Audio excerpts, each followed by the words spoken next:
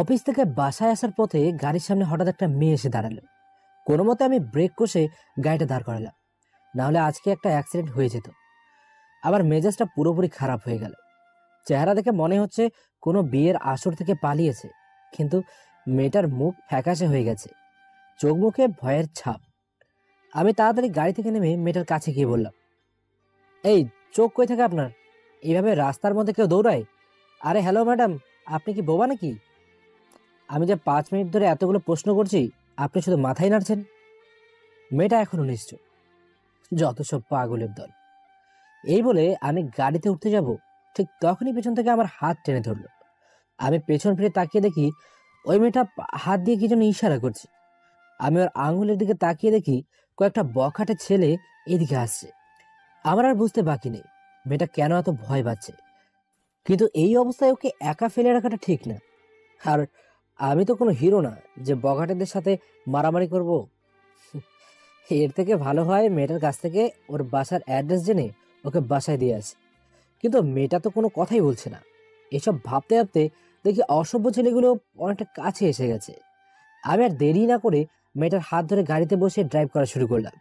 কি আজব মেয়ে বাবা, একটা অচেনা ছেলের সাথে কোনো সন্দেহ ছাড়া চলে যাচ্ছে আর বোবার মতো বসে আছে। ইচ্ছে করছে ঠাস করে চড় মারি, কিন্তু মেয়ে বলে আর কিছু বললাম না। তারপর বললাম, আপনার বাসা কোথায়? কিন্তু মেয়েটা এবারে চুপ করে আছে। একটু পর আমার মোবাইলে কে যেন কল করেছে। ফোন হাতে নিয়ে দেখি আপু। আমি ফোনটা রিসিভ করলাম। হ্যালো সুমন, কোথায় তুই? 1টা বাজতে যাচ্ছে, তাড়াতাড়ি বাসায় আয়, তোর সাথে অনেক কথা আছে। আপু কিচ্ছু শুনতে পারছি না, আর একটা ঝামেলায় আছি। কিন্তু তার আগেই আপু ফোনটা কেটে দিল। আর ওইদিকে মেয়েটা নিশ্চিন্তে বসে আছে। আমার এবার সত্যি মেজাজ খারাপ হয়ে যাচ্ছে। বারবার এত করে জিজ্ঞেস করছি, তাও কিচ্ছু বলছে না। অনেক হয়েছে, আর না, এবার ওকে কথা বলতেই হবে। আচ্ছা, আপনার সমস্যা কি বলবেন একটু? আপনাকে আমি চিনি না, জানি না, আপনি কোনো কথা বলছেন না, এত করে বাসার ঠিকানা জানতে যাচ্ছি, কিছুই বলছেন না। তাহলে আমি আপনাকে কিভাবে বাসায় পৌঁছে দেবো বলুন তো? এরপর হাত দিয়ে আমাকে থামতে বললো। তারপর ওর ব্যাগ থেকে একটা কাগজ বের করে লিখতে লাগলো। আমি কিছু বুঝতে পারছি না। মনে মনে সন্দেহ হচ্ছে মেয়েটা কি বোবা। আমি আর কোনো কথা না বলে ড্রাইভ করতে লাগলাম। 10 মিনিট পর আমার হাতে একটা কাগজ দিল। আমি গাড়িটা একটু সাইড করে দাঁড় করলাম। তারপর কাগজ পড়তে লাগলাম। আসসালামু আলাইকুম। জানি আপনাকে অনেক কষ্ট দিচ্ছি, কিন্তু বিশ্বাস করুন, এতে আমার কোনো হাত নেই। সবই আমার নিয়তির দোষ। আর আপনি মনে মনে যা যা ভাবছেন তা আপনি ঠিকই ধরেছেন। আমি একটা বোবা মেয়ে। আমার নাম সালমা আক্তার জুলি। 5 বছর বয়সে আমার বাবা মা রোড অ্যাক্সিডেন্টে মারা গেছে। তারপর থেকেই বুঝতে পারি বাবা মা না থাকার কষ্ট। আমি বড় হয়েছি চাচা চাচি আর আমার নানু বাড়ি থেকে। প্রথম চাচা চাচি অনেক খারাপ ব্যবহার করতো। তারপর মামাদের ওখানে আমি চলে যাই। মামা মামি আমাকে নিজের মেয়ের মতো মানুষ করেছে, কিন্তু সেটাও আমার ভাগ্যে হলো না। ইন্টার পরীক্ষার পর হঠাৎ একদিন রাতে মামা স্ট্রোক করে মারা যায়। তারপর মামিও কেমন যেন হয়ে গেল। পুরো পরিবার সব কিছুই মামির উপর চলে আসে, কিন্তু মামি কখনো আমার সাথে খারাপ ব্যবহার করেনি। আমার নিজের কাছেই অনেক খারাপ লাগতো, একটা বোবা মেয়ে যে সমাজের অনেক বড় বোঝা। হঠাৎ একদিন চাচা চাচি বাসায় আসলো, এসে অনেক মিষ্টি মিষ্টি কথা বলে তাদের ওখানে নিয়ে আসলো। কিন্তু ওখানে এসে বুঝলাম আসল কাহিনী। গ্রামের সব কিছু বিক্রি করে দেবে, তাই তো আমাকে এত আদর। কারণ আব্বা আম্মুর মরে যাওয়ার পর সব কিছু আমার হয়ে গেছে। তাই আমিও আর কিছু না ভেবে সই করে দিয়ে চাচিদের সাথে ঢাকায় চলে আসি। কিন্তু অনার্সে ভর্তি হওয়ার পরপরই চাচা চাচি বিয়ের জন্য চাপ দেয়। আমি বোবা বলি সব ছেলেরা আমাকে না করে দেয়। শেষমেশ এক বয়স্ক ব্যক্তির সাথে চাচা আমার বিয়ে ঠিক করে। চাচাও টাকার বিনিময়ে জানোয়ারটার সাথে বিয়ে দিতে রাজি হয়, কিন্তু আমি পড়ালেখা করতে চাই। তাই আজ বিয়ের রাতে আমি পালিয়ে আসছি। আমি জানি আপনি অনেক ভালো মানুষ। অন্য কেউ হলে এতক্ষণে আমার সুযোগ নেওয়ার চেষ্টা করতো, যেমনটা ওই রাস্তার লোকগুলো। ওদের থেকে বাঁচতেই আপনার গাড়ির সামনে এসে পড়লাম। প্লিজ আমাকে একটা কাজের ব্যবস্থা করে দিন। আমি লেখাপড়া করতে চাই, আমি কারোর বোঝা হতে চাই না। পারলে একটু পানি খাওয়াইবেন। কথাগুলো পড়ে অনেকটা খারাপ লাগলো। আমি মেয়েটার দিকে একবার তাকালাম, চোখ দুটো দিয়ে অজস্র জল। এই প্রথম কোনো মেয়ের জন্য এতটা মায়া হচ্ছে। একটু পর মেয়েটার দিকে একটা পানির বোতল এগিয়ে দিলাম। মেয়েটা একটু পানি খেয়ে আমার দিকে তাকালো, এখনো কেঁদেই চলেছে। আচ্ছা, আপনি এভাবে কাঁদবেন না, আমি বুঝতে পারছি আপনি অনেক কষ্টে আছেন, প্লিজ কাঁদবেন না, দেখি আমি কি করতে পারি। মেয়েটা নিজের চোখের পানি মুছে জানলার দিকে তাকিয়ে কি যেন দেখছে। আচ্ছা, একটা কথা ছিল, আপনি অভিনয় করতে পারেন? মানে টিভি শোতে অভিনয় নয়, আমার আব্বু আম্মুর সামনে একটু নাটক করতে হবে। বলবেন আপনি আমার বউ, আর আজই আমরা বিয়ে করেছি। তাছাড়া আমার আর কোনো উপায় নেই। আপনি আমার উপর আস্থা রাখতে পারেন, আমি আপনার কাছে আসবো না, আমি এতটাও খারাপ না। এবার বলুন, আপনি কি রাজি আছেন শর্তে? মেয়েটা মাথা নিয়ে সম্মতি জানালো, তারপর খাতায় লিখে বলল, আপনার ফ্যামিলি থেকে প্রবলেম হবে না তো? আর আপনার নাম কি? না, হবে না, আমার ফ্যামিলিকে আমি ম্যানেজ করব, আপনি শুধু আমার ফলো করবেন। আর আমার নাম আরফিন সুমন। এরপর আর মেয়েটা কিছু বললো না। একটু পর বাসার সামনে চলে এলাম। খুব ভয় করছে, বাসায় ঢুকলে কি না কি হবে। তাও ভয়ে ভয়ে ওপরে উঠলাম। তারপর কলিং বেল টিপ দিতেই আপু এসে দরজা খুলে দিল। এরপর আর মেয়েটা কিছু বললো না। একটু পর বাসার সামনে চলে এলাম। মেয়েটা আমার পিছনে দাঁড়িয়েছিল একটু। আপু আমার সাথে বউয়ের সাথে মেয়েটাকে দেখে চিল্লাতে লাগলো। আমি তাড়াতাড়ি ওর মুখ চেপে ধরে বললাম, আপু একটু চুপ কর প্লিজ। দেখো, এত রাতে প্লিজ চেঁচামেচি করিস না, তোর পায়ে পড়ছি। এই কি করছিস তুই? পা ছাড় বলছি। এই তুই ঝামেলায় আছিস না? ভালোই তো মিথ্যে কথা বলা শিখে গেছিস। আর আমার চেঁচামেচিও করা লাগবে না। আব্বু আম্মু সোফায় বসে টিভি দেখছে। আর মেয়েটা কে? কবে বিয়ে করলি? আপু প্লিজ একটু ম্যানেজ কর, এত রাতে প্লিজ চেঁচামেচি করিস না। আমাদের রুমে ঢুকতে দে, আমি কাল তোকে সব বলবো। তুই আব্বু আম্মুকে রুমে পাঠ, আর আমি এদিক দিয়ে জুলিকে নিয়ে রুমে ঢুকছি। একটু পর আপু আব্বু আম্মুকে ম্যানেজ করে রুমে পাঠালো, আর আমরা দুজন এক দৌড়ে আমার রুমে চলে আসলাম। রুমে এসে দরজা আটকানোর সাথে সাথে মেয়েটা সন্দেহ দৃষ্টিতে আমার দিকে তাকিয়ে আছে। আমি কিছুই বুঝতে পারছি না। কি হলো আপনার, এভাবে আমার দিকে তাকিয়ে আছেন কেন? ও, আপনি তো বলতে পারেন না। ওকে, ওয়েট করুন। এই বলে আমি একটা ডায়েরি আর একটা পেন ওনার কাছে দিলাম। একটু পর কি যেন একটা লিখে আমার হাতে দিল। আপনি দরজা বন্ধ করলেন কেন? মতলব কি? আমার কাছে কিন্তু একটা চাকু আছে। বাজে মতলব নিয়ে আমার কাছে আসলে কিন্তু আমি ওটা চালিয়ে দিব। কথাগুলো পড়ে আমার মেজাজটা পুরো গরম হয়ে গেল। এত রিস্ক নিয়ে ওকে বাসায় আনলাম, আর ও আমাকে ক্যারেক্টারলেস ভাবছে। ইচ্ছে করছে খাটটা ধরে বাসা থেকে বের করে দিতে, কিন্তু কেন জানি ওর মুখের দিকে তাকালে সত্যি আমার অনেক মায়া হচ্ছে। তারপর আবার ভাবলাম, উনি তো মনে মনে ঠিকই ভাবছে, একটা অচেনা মানুষকে কেউ বিশ্বাস করতে চায় না। একটু পর জুলির গোঙানির শব্দে বাস্তবে ফিরলাম। এবার আমি ওর মুখের ইশারা বুঝতে পারলাম। ও বলছে, কি হলো? উত্তর দিচ্ছে না কেন? আমি কিছু বলতে যাব, তার আগেই দরজায় কে যেন নক করলো। আমি জুলিকে তাড়াতাড়ি বাথরুমে পাঠিয়ে দিয়ে ভয়ে ভয়ে দরজাটা একটু খুলে দরজার ফাঁক দিয়ে দেখলাম। এরপর আপু রুমে এসে বলল, এই নে, খাবারটা থাকলো, খেয়ে নে। আর এই ড্রেসটা ওকে পরতে বল। আর কালকে দিনের জন্য রেডি হ। আম্মু আব্বুর কাছে যে কি ঝাড়টাই না তোর কপালে আছে। কিন্তু একটা কথা, মেয়েটা কিন্তু দেখতে অনেক সুন্দর। ও কোথায় রে এখন? বাথরুমে গেছে, ডাক দেবো কি? না থাক, এখনো আব্বু আম্মু জেগে আছে, কালকে কথা হবে। আজ তোরা খেয়ে নে, অনেক রাত হয়ে যাচ্ছে। আমি গেলাম। এই বলে আপু রুম থেকে বেরিয়ে গেল। আমিও সাথে সাথে দরজা লাগিয়ে ভাতের প্লেট নিয়ে খেতে বসবো। ঠিক তখনই জুলির কথা মনে পড়লো। মেয়েটাকে তো বাথরুমে আটকে রাখছে। এরপর আপু যে ড্রেসটা দিয়েছে ওটা নিয়ে বাথরুমের দরজায় নক করলাম। জুলি, দরজা খুলুন, আমার আপু আসছিল, ভয় নেই। আচ্ছা, দরজা খুলে এই ড্রেসটা নিয়ে চেঞ্জ করে নিন প্লিজ। একটু পর জুলি দরজাটা হালকা খুলে ড্রেসটা নিয়ে নিল। আমার আর খাওয়া হলো না। ভাতের প্লেটটা টেবিলের উপর রেখে সোফায় এসে শুয়ে পড়লাম। একটু পর জুলি বেরিয়ে এসে ওই প্রশ্নটা আবার করলো। এবার আমি উত্তর দিলাম, না, আপনি মনে মনে যা ভাবছেন তা সম্পূর্ণ ভুল ভাবছেন। আমি ওরকম ছেলে না। আপনি বিছানায় শুয়ে পড়ুন, আমি সোফায় থাকবো। আর কোনো প্রবলেম হলে আমাকে ডাক দেবেন। এখন এই খাবারটা খেয়ে ঘুমিয়ে পড়ুন। এই বলে আমি অন্যদিকে মুখ ঘুরিয়ে শুয়ে পড়লাম। কিন্তু 5 মিনিট পর গোঙানির শব্দে আমি আবার কিন্তু 5 মিনিট পর গোঙানির শব্দে আমি আবার উঠে বসলাম। কিন্তু উঠে দেখি উনি এখনো ওখানে দাঁড়িয়ে আছে, আর আর ভাতের প্লেটটা ওখানেই রাখা। মুখ দিয়ে কি যেন ইশারা করে বোঝাতে যাচ্ছে। এবার আমার সত্যি মেজাজটা খারাপ হয়ে গেল।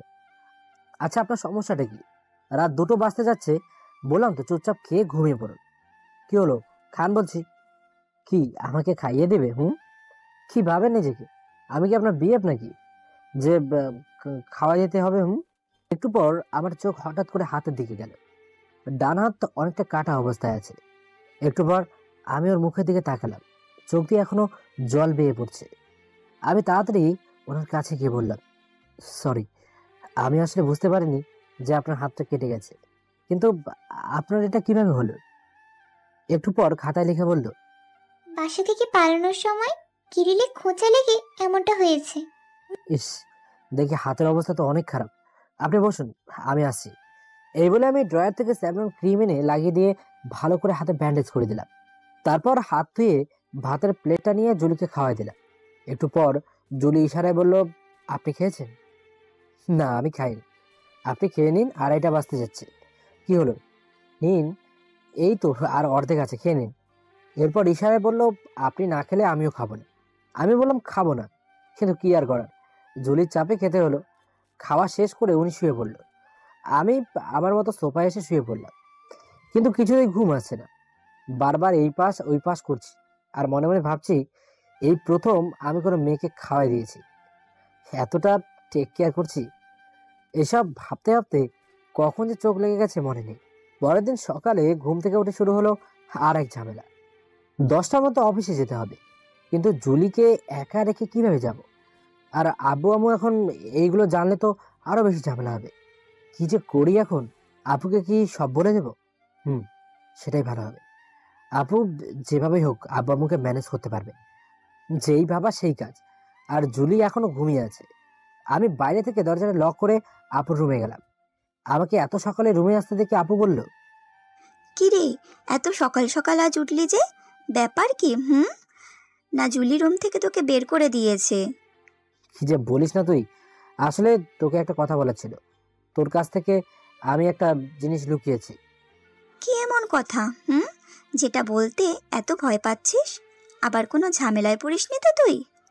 না আপু, ঝামেলা না ঠিক, কিন্তু জুলিকে আমি বিয়ে করিনি। কি বলছিস তুই? মাথা ঠিক আছে তোর? তুই যদি ওকে বিয়ে না করিস তাহলে ও বিয়ের ড্রেস পরেছিল কেন? আর এত রাতে তুই ওকে কোথায় পেলি? একটু পর আমি আপুকে কালকে সব ঘটনা খুলে বললাম। কিভাবে জুলির সাথে দেখা হলো সবকিছু শোনার পর আপু বলল, তুই কি পাগল? একটা অচেনা মেয়েকে নিয়ে বাসায় চলে আসলি? আব্বু আম্মু জানলে কি হবে ভাবতে পারছিস? আপু আমি জানি আমি ভুল করেছি, কিন্তু মেয়েটাকে দেখে আমার অনেক মায়া হচ্ছিল। আর তখন যদি ওকে রাস্তায় রেখে আসতাম তাহলে রাস্তার কুকুরগুলো ওকে ভোগ করতো। ওদের থেকে বাঁচাতেই ওকে বাসায় নিয়ে আসছি। সবকিছুই তো বুঝলাম। এখন কি করতে বলছিস আমাকে? তেমন কিছুই না আপু। আসলে আমি তো 5টা অব্দি অফিসেই থাকবো। তুই শুধু এতক্ষণ জুলিকে দেখে রাখবি, আর ভুলেও যেন আব্বু আম্মু রুমে ঢুকতে না পারে। আচ্ছা ঠিক আছে। আর কালকে তো আব্বু আম্মু নানুর বাড়ি যাবে, প্রবলেম হবে না। আর এই একদিন আমি চোখে চোখে রাখবো। কিন্তু মেয়েটা দেখতে অনেক সুন্দর, আমার ভাইয়ের সাথে ভালো মানাবে। কি যে বলিস না তুই। আচ্ছা আপু, তুই একটু চা নাস্তা বানিয়ে দে, অনেক ক্ষুধা লাগছে, আর আমার অফিসে যেতে হবে। আচ্ছা ঠিক আছে, বানাচ্ছি। তুই দাঁত ব্রাশ করে ফ্রেশ হয়ে নে, আমি বানিয়ে আনছি। আর জুলিকেও উঠতে বল। এরপর আমি রুমে এসে দেখি জুলি এখনো ঘুমিয়ে আছে। আমি আর ওকে না ডেকে বাথরুমে গিয়ে ফ্রেশ হয়ে রুমে এসে জুলিকে ডাক দিলাম। একটু পর উনি উঠে পড়লেন, আর আপুও আমার নাস্তা নিয়ে রুমে আসলো। এরপর সকালের নাস্তা খেয়ে জুলিকে সব কিছু বুঝিয়ে দিয়ে বাইরে থেকে দরজা লক করে অফিসের দিকে রওনা হলাম। যাওয়ার আগে আপুকে বললাম, আপু জুলির দিকে খেয়াল রাখিস, আর রুমে যেন কেউ ঢুকতে না পারে। আমি কেস খেতে চাচ্ছি না। আর জুলির হাত কেটে গেছে, ওকে একটু খাইয়ে দিস। বাহ, তুই তো দেখছি ওর জন্য অনেক টেনশন করছিস। মনে হচ্ছে ও তোর বিয়ে করা বউ। আপু আমার দেরি হয়ে যাচ্ছে, বাই। এই বলে আমি অফিসে চলে আসলাম, কিন্তু মন পড়ে আছে আপুর কাছে।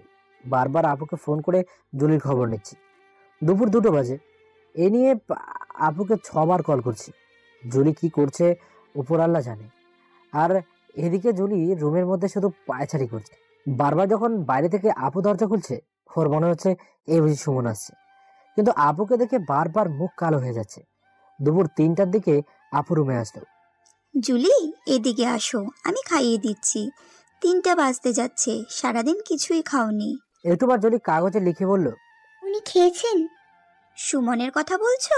ওর ঠিক আছে নাকি কখন কি করে? মনে হয় খেয়েছে, আবার নাও খেতে পারে। এখন তুমি খেয়ে নাও। উনি আসলে তারপর খাবো। ওর আসতে অনেক দেরি হবে, তুমি খেয়ে নাও।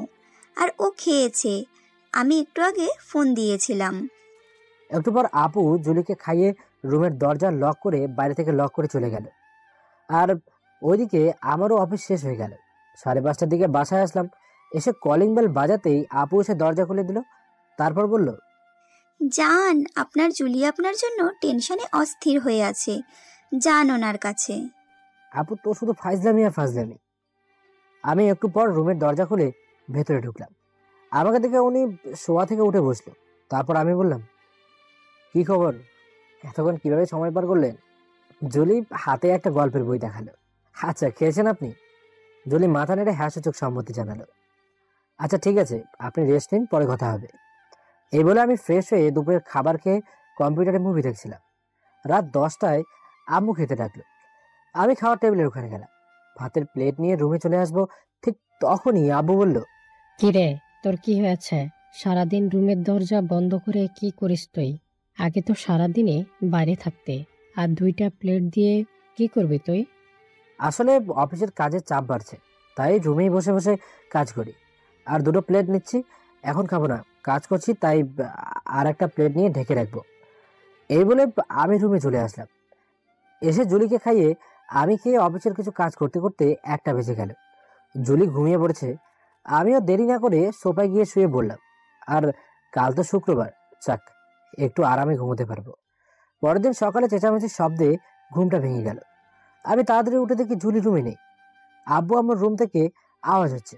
তাহলে কি উনি আব্বু আমার কাছে ধরা পড়ে গেছে? আমি দৌড়ে ওই রুমে গেলাম। মনে মনে যা ভাবছি ঠিক তাই। গিয়ে দেখি সবাই জুলিকে প্রশ্ন করছে, আর উনি মাথা নিচু করে দাঁড়িয়ে সব শুনছে। আপুও বাসায় নেই যে ওর হয়ে কথা বলবে। মেয়েটা চুপচাপ মাথা নিচু করে দাঁড়িয়ে আছে। এই মেয়ে, কথা বলছো না কেন? আমার ছেলের রুমে তুমি কি করছিলে? আর তুমি আমাদের বাসায় কিভাবে এলে? আর আমার ছেলের সাথে তোমার সম্পর্ক কি? কি হলো বলো? আজব মেয়ে তো, 2জন বয়স্ক ব্যক্তি এতগুলো প্রশ্ন করছে, আর মেয়েটা চুপচাপ বোবার মতো দাঁড়িয়ে আছে। দেখতো, মনে হচ্ছে ভদ্রবাড়ির মেয়ে। তাহলে গুরুজনদের সম্মান করতে বাবা মা শেখায়নি তোমাকে? এই, ওইভাবে বলো না। আমি আবার জিজ্ঞাসা করছি। আম্মু, তুমি ভয় পেও না, বলো আমাদের, সুমন কি তোমাকে বিয়ে করেছে? আম্মু, আব্বু, আমি বলছি, তোমাদের না জানি একটা বড় ভুল করে ফেলেছি। আমি জুলিকে বিয়ে করেছি। বুঝলাম, বিয়ে করেছো। মেয়েটাও অনেক সুন্দর। আমার আর তোর আম্মুর অনেক পছন্দ হয়েছে, কিন্তু এই মেয়েটা কি কাউকে সম্মান দিতে জানে না? আমি তোমাদের এখন যেটা বলবো সেটা শুনে হয়তো তোমাদের পায়ের নিচ থেকে মাটি সরে যাবে। আসলে কিভাবে যে বলবো।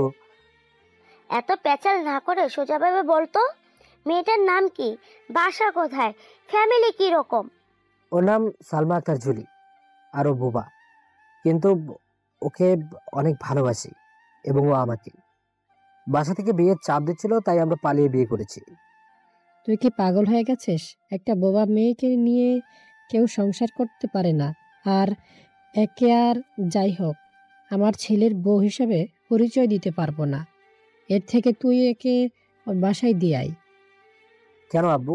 ওকে যখন বিয়ে করেছি তখন সব দায়িত্ব আমি নেব। আর তোমরা তো একটু আগেই বললে ওকে তোমাদের পছন্দ হয়েছে। তখন তো আর জানতাম না যে মেয়েটা বোবা। তো কি হয়েছে আম্মু? বোবারা কি মানুষ না? ওদের কি বেঁচে থাকার অধিকার নেই? ও আমার সাথে থাকবে।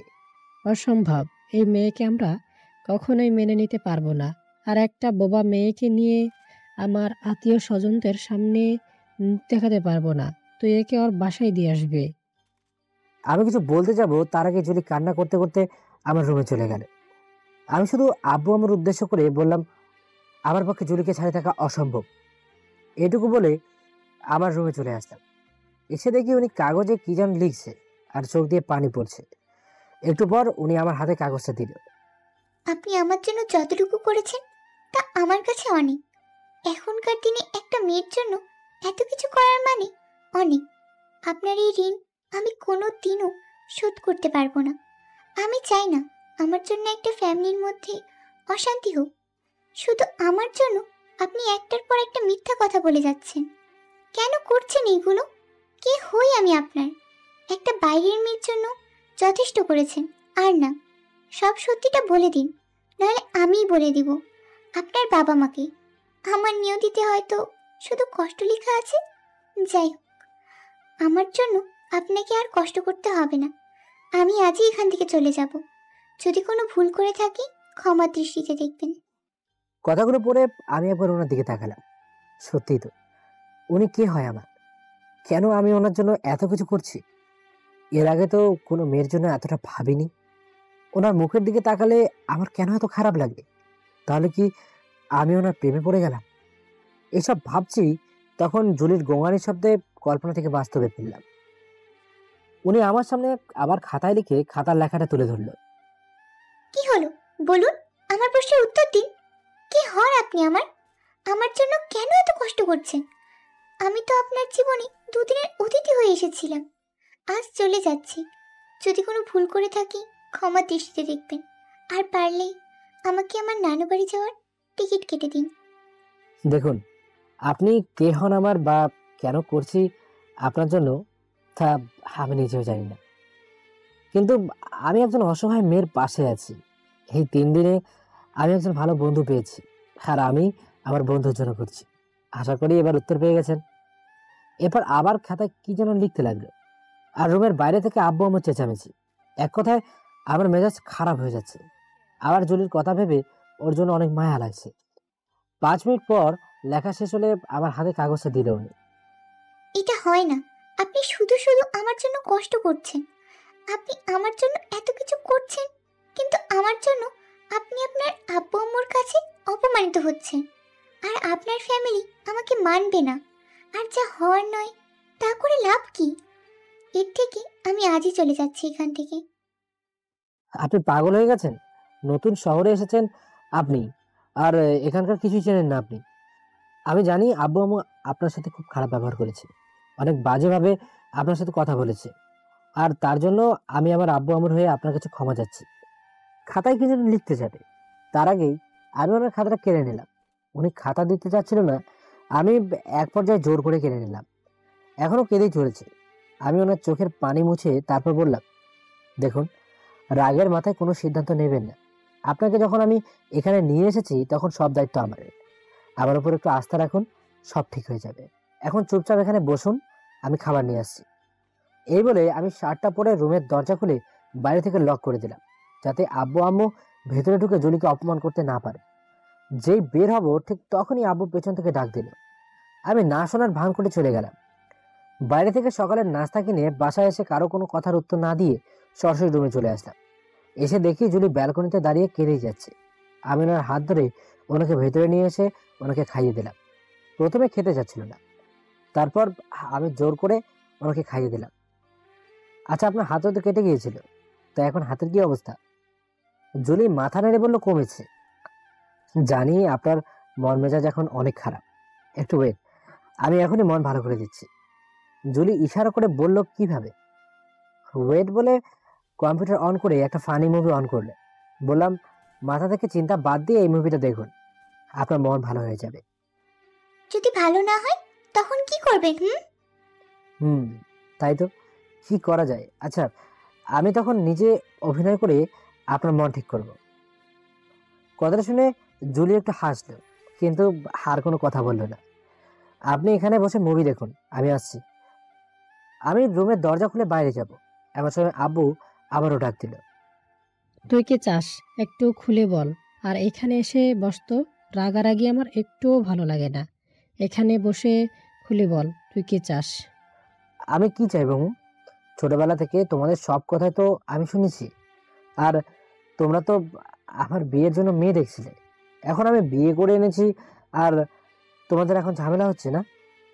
খুব সাহস বেড়েছে না তোর যে একটা মেয়ের জন্য নিজের আব্বু আম্মুর সাথে রাগারাগি করছিস? একটা বোবা মেয়েকে বউ হিসেবে পরিচয় দিতে পারবি? না পারার কি আছে, বলবা আম্মু। বোবারা কি মানুষ না? তুমি বলবা আম্মু, জুলি কোন দিক দিয়ে খারাপ?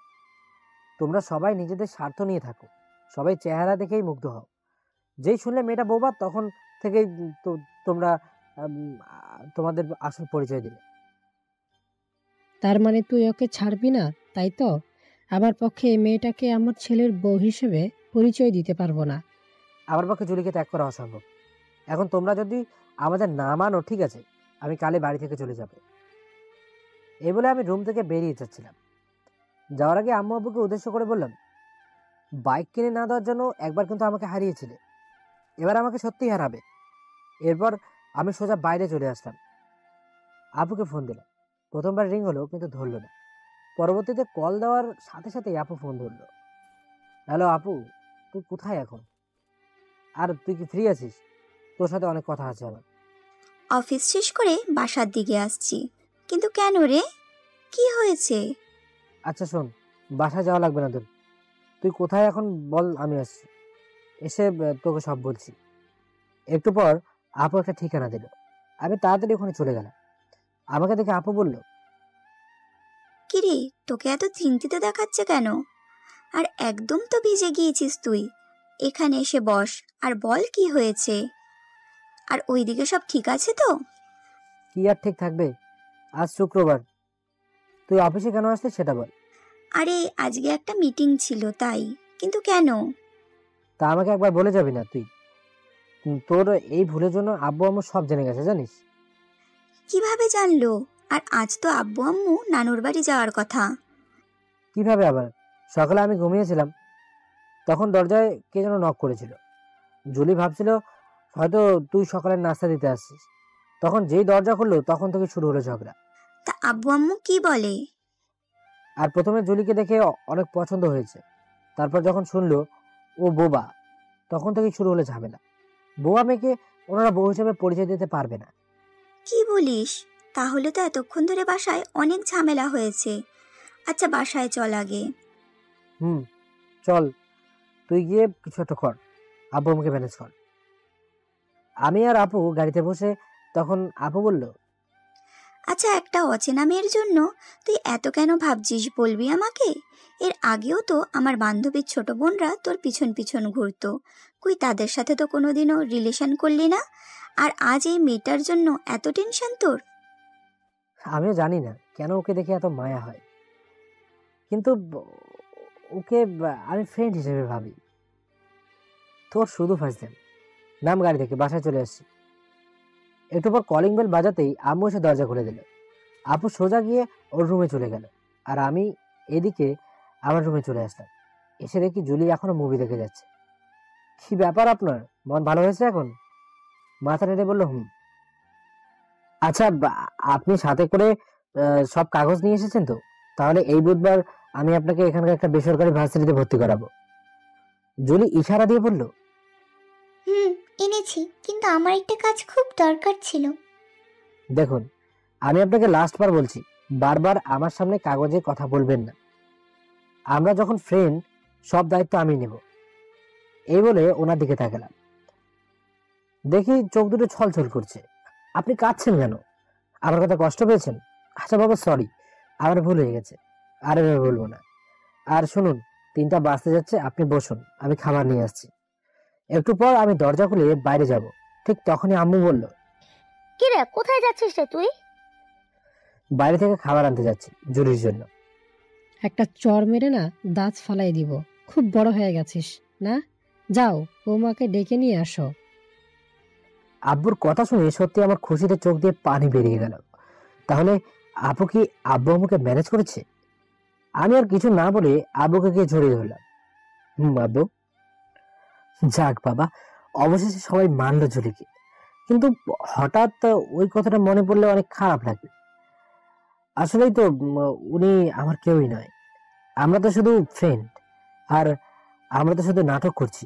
হয়তো কিছুদিন পর জুলি নিজের পায়ে দাঁড়িয়ে গেলে বোধহয় আমাকে ভুলে যাবে। সত্যি, হয়তো আমার জায়গা অন্য কেউ নিয়ে নেবে এই অধিকারটা। তখন আবার আব্বু আম্মুকে আমার ম্যানেজ করতে হবে। এইসব ভাবতে ভাবতে হঠাৎ দেখে জুলি রুমে আসলো। এসেই আমাকে ইশারা দিয়ে বলল, কি ব্যাপার, কি এত ভাবছেন? তেমন কিছুই না, আসলে আপনার কথাই ভাবছিলাম। রাতে খাবার পর থেকে তো আপনার আর কোনো খোঁজ নেই, তাই আপনার কথাই ভাবছিলাম। আবার কথা শুনে কি যেন ইশারায় বলল, কিন্তু কি বললো আমি বুঝতে পারলাম না। আমি বুঝতে পারছি না, দেখি খাতায় কি যেন লেখা শুরু করলো। কিছুক্ষণ পর আমার কাছে লেখাটা দিল। কথাগুলো পড়ে আমার সত্যি অনেক হাসি পাচ্ছে। আমাকে হাসতে দেখে উনি আমার দিকে অগ্নিদৃষ্টিতে তাকিয়ে আছে, কিন্তু তার এই চোখের চাউনি আমার কাছে অনেক আকর্ষণীয় লাগছে।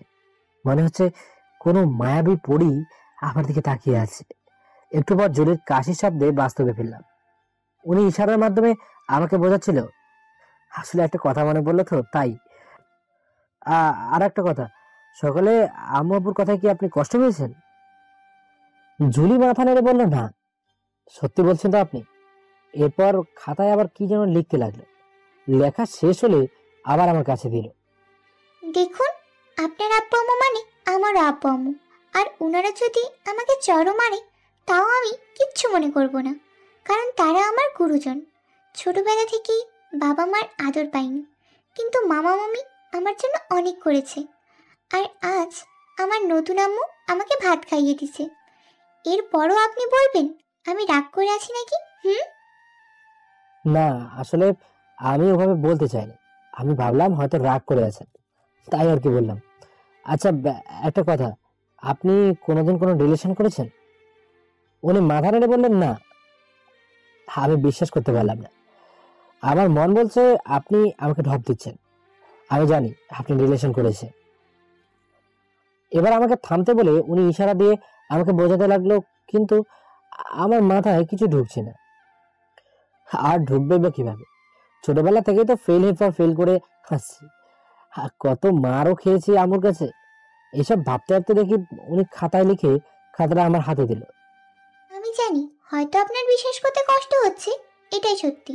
আর এখনকার যুগে কেউই বিশ্বাস করতে চায় না। আর চাচাদের ওখানে ক্লাস 7 অবধি ছিলাম, আর তখন চাচি আমাকে খুব চোখে চোখে রাখতো। এরপর ক্লাস 8 থেকে মামাদের ওখানে গেলাম। মামা আমার সব কথাই রাখতো, সব ইচ্ছাই পূরণ করতো। কিন্তু মামার একটাই কথা, ভদ্র হয়ে স্কুল যেতে, সেজেগুজে যাওয়া যাবে না। এরপর থেকেই আমি বোরখা পরে স্কুল যেতাম। আর এখানেই আমার বড় আপু আমাকে গার্ড দিত। আর আমি ছোট থেকে ইন্টার অবধি গার্লস স্কুল কলেজে পড়েছি, তাই প্রেম আমি কোনোদিনই করিনি। সবকিছুই তো শুনলাম, আর আপনার কথা বিশ্বাস করলাম। আচ্ছা, প্রেম না করেন নাই, কিন্তু কাউকে কি ভালো লাগতো, বা কাউকে কি মনে মনে ভালোবাসতেন? এবার আমি ওর ইশারা বুঝতে পারলাম। ইশারা আমাকে বলল, না, সেরকম কাউকে ভালো লাগেনি, কিন্তু অনেক ছেলে আমার পিছন পিছন ঘুরতো। আর অনেক প্রেমের প্রস্তাবও পেয়েছি, কিন্তু ফ্যামিলির মান সম্মানের দিক চিন্তা করে আমি আর এইদিকে এগোইনি। আপনার যা চেহারা, যে কোনো ছেলে আপনার প্রেমে পড়ে যাবে। আমিও অলরেডি পড়ে গেছি। আমি বিড়বিড় করে বললাম। এরপর জুলি আমাকে ইশারায় বলল, আপনি কি কিছু বলছেন আমাকে? কই না তো, কি বলবো, কিছু বলিনি তো। একটু পর দেখি আপু রুমে আসলো। আমার বলল, কি ব্যাপার, আমি কি ভুল সময় চলে আসলাম? আরে না, ভুল সময় আসবে কেন? আর আমরা এমন কোনো ইম্পর্টেন্ট জিনিস নিয়ে কথা বলছি না যে তোর সাথে প্রবলেম হবে। বুঝলাম। জুলি, তোমাকে আম্মু রুমে ডাকছে। একটু পর জুলি মাথা নিচু করে রুম থেকে চলে গেল। হয়তো আপু এসেছে, মনে হয় লজ্জা পেয়েছে, কিন্তু যাওয়ার আগে আমার দিকে তাকিয়ে একবার হাসলো। জুলি চলে যাওয়ার পর আপু আমাকে বলল, কি ব্যাপার? জুলি চলে গেছে বলে কি আমার ভাইয়ের মন খারাপ? আর আমার ট্রিট কই? তোর শুধু ফাইজলামি আর ফাইজলামি, মন খারাপ করবো কেন? আর একটু কি যেন, ও ট্রিট, কিসের ট্রিট দেবো তোকে? ট্রিট মানে? আমি যে তোদের জন্য আব্বু আম্মুকে মিথ্যে বললাম, অনেক রিকোয়েস্ট করার পর তারপর আব্বু আম্মু তোদের মেনে নিয়েছে। এই দুপুরেই তো আমি তোকে ট্রিট দিলাম, এখন আবার ট্রিট চাচ্ছিস কেন? তখন তো কেস সলভের আগে আমাকে খাইয়েছিস, এখন তোরা কেস সলভ করে দিলাম তাই খাওয়াবি। আর আমাকে শুধু তুই না, জুলিকেও ট্রিট দিতে হবে। আচ্ছা বাবা, সামনে শুক্রবার দিব, কিন্তু তার আগে বল আব্বু আম্মুকে কিভাবে ম্যানেজ করলি? তেমন কিছুই না, শুধু বলেছি জুলির চাচারা গুন্ডা, আর ওকে বাসা থেকে বের করে দিলে আমার ভাইয়ের ক্ষতি হবে। আরও অনেক মিথ্যে কথা যা তোকে বলে বোঝাতে পারবো না। এরপর আমি আর কিছু বললাম না। আর আপুর ফোনে কে যেন ফোন করেছে, তার সাথে কথা বলতে বলতে রুম থেকে বেরিয়ে গেল আপু। একটু পর জুলি 1 কাপ কফি নিয়ে আমার রুমে আসলো। আমার হাতে কফির মগটা দিয়ে কি যেন বলতে যাবে, তার আগেই আমার আম্মু ওকে ডাক দিল। কি আর করার, আমিও কম্পিউটারে বসে অফিসের কিছু কাজ করতে লাগলাম। এরপর রাত 10:30টার দিকে আপু খাওয়ার জন্য ডাক দিল। একটু পর আমি খাবার টেবিলে গিয়ে দেখি সবাই আমার জন্য অপেক্ষা করছে।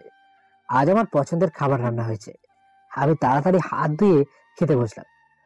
যেই 1 নকলা মুখে নিছি সেই আমার বমি চলে আসলো। এরপর আম্মুকে উদ্দেশ্য করে বললাম, কি রান্না করেছো আম্মু? নুন হয়নি, ঝাল হয়নি। ওয়াক!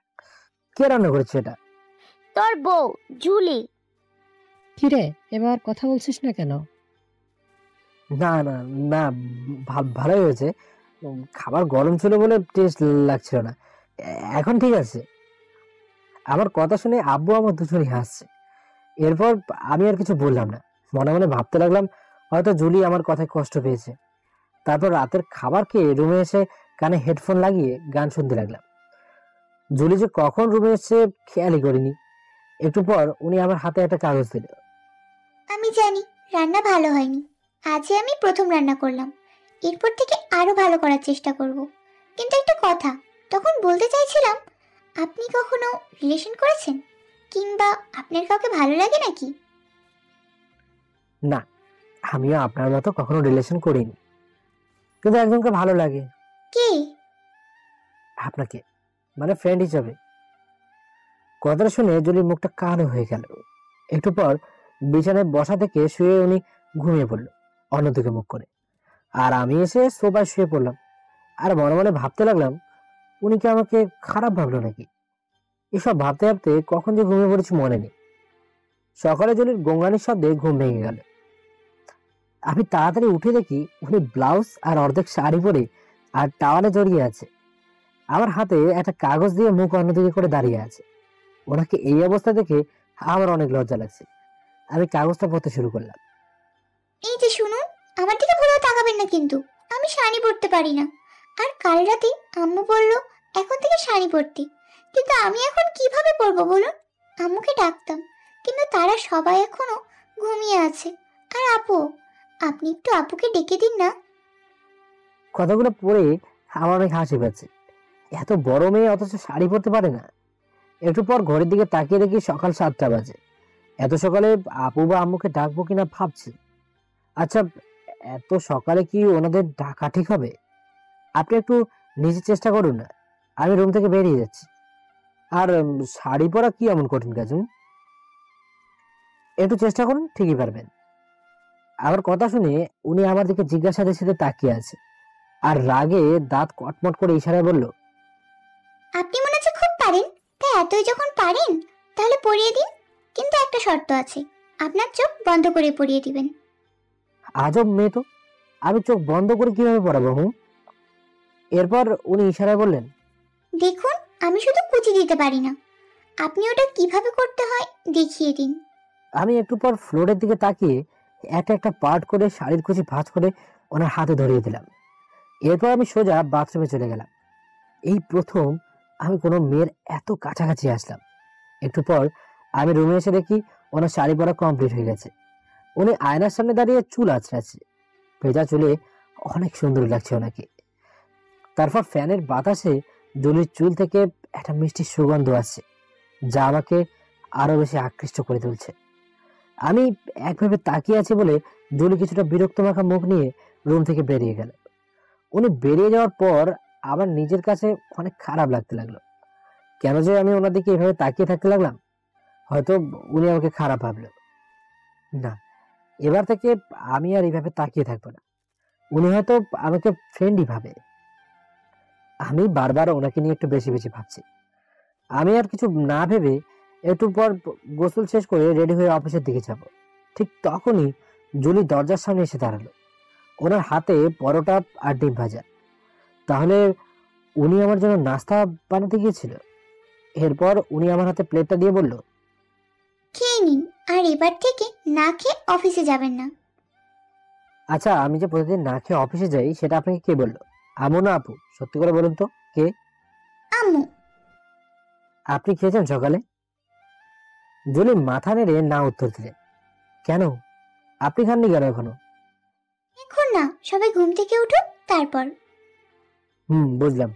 আচ্ছা জুলি, আপনি কি বাসায় এভাবে ইশারায় কথা বলতেন না খাতায় লিখতেন? উনি মাথা নেড়ে বলল, দুইভাবেই। আরো আমাকে ঘড়ির দিকে তাকাতে বলল। আমি ঘড়ির দিকে তাকিয়ে দেখি 9টা বাজে, আর 30 মিনিটের মধ্যে অফিসে যেতে হবে। আমি তাড়াতাড়ি হাত ধুয়ে বেরিয়ে পড়লাম।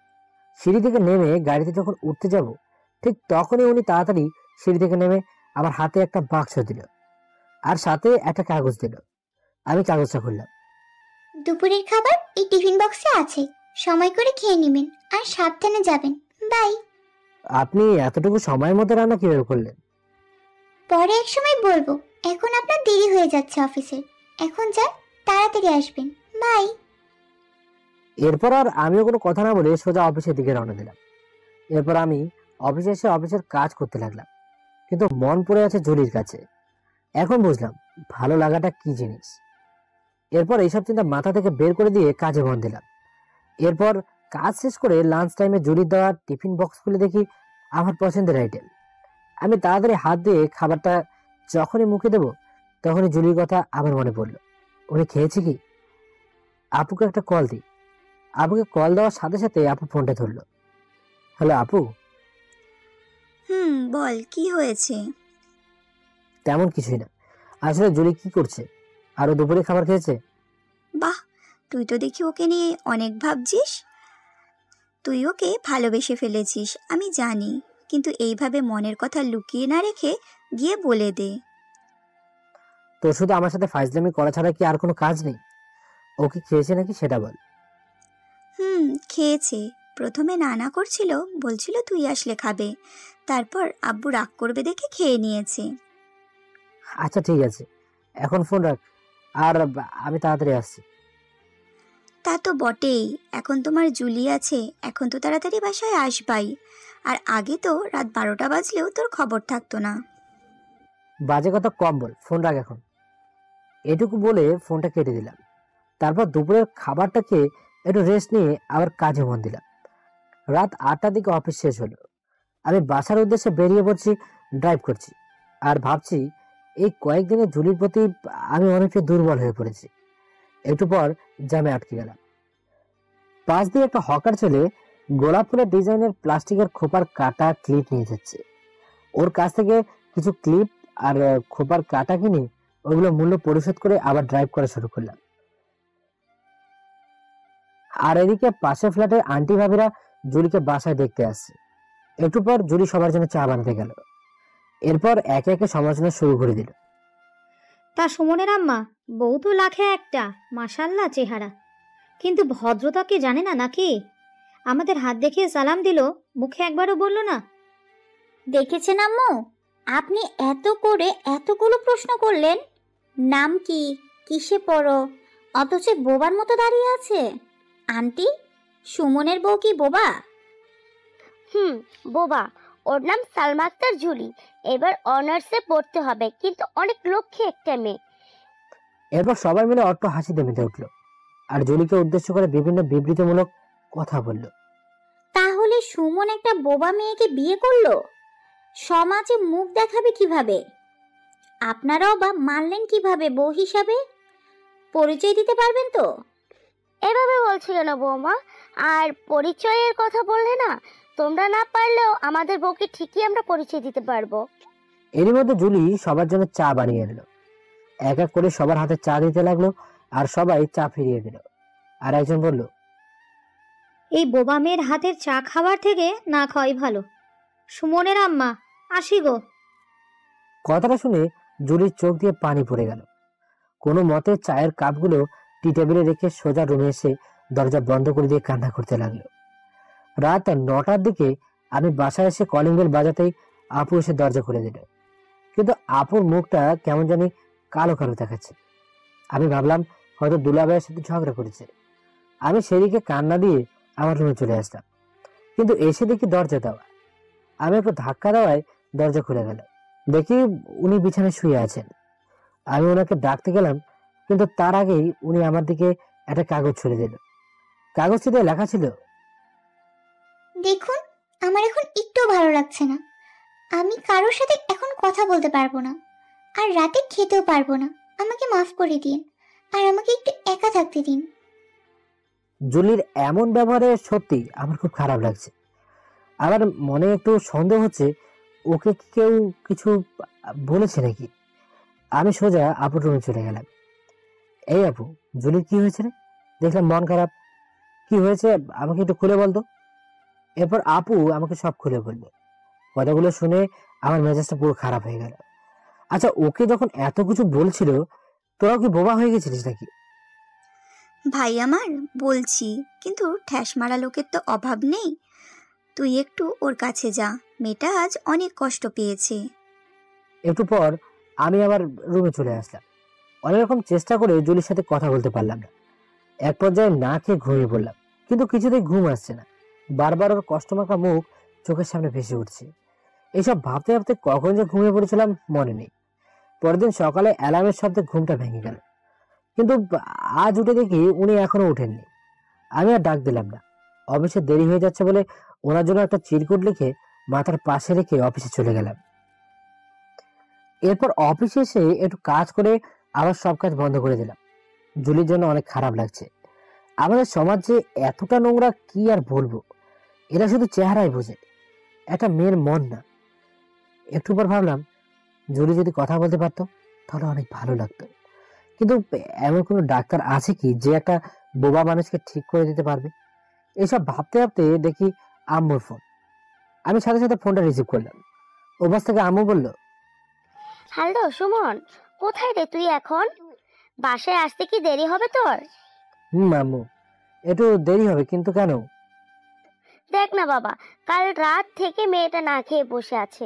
তুই একটু ভুচেলে হয়তো খাবে। না আম্মু, কাউকে কিছু করা লাগবে না, ও নিজেই উঠে খাবে আজকে। তুই এতটা শির হয়ে কিভাবে বলছিস? না আম্মু, আমার মন বলছে ও আর একটু পরে উঠে সবার সামনে আসবে আর ভাতও খাবে। এখন আমি রাখছি, আর যদি না খায় আমি বাসায় এসে দেখছি। এই বলে আমি ফোনটা কেটে দিলাম। আর এইদিকে পেটের মধ্যে ইঁদুর দৌড়াচ্ছে। হঠাৎ কাল রাতের কথা মনে পড়লো জুলির। সুমনকেও রুমে দেখছি না। কাল রাতে আমার ব্যবহারে মনে হয় উনি অনেক কষ্ট পেয়েছেন। না, এরকম করা ঠিক হলো না।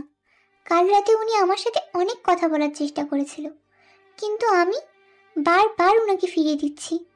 এখন নিজের কাছে অনেক খারাপ লাগছে। না, আজ রাতে ওনাকে সরি বলতে হবে। এই বলে বিছানা থেকে উঠতে যাবে, ঠিক তখনই খাটের পাশে রাখা টেবিলের দিকে নজর গেল জুলির। ওখানে কিছু খোপার কাটা ক্লিপ রাখা, আর তার পাশে একটা চিরকুট। একটু পর হাত বাড়িয়ে চিরকুটটা হাতে নিল, তারপর খুললো।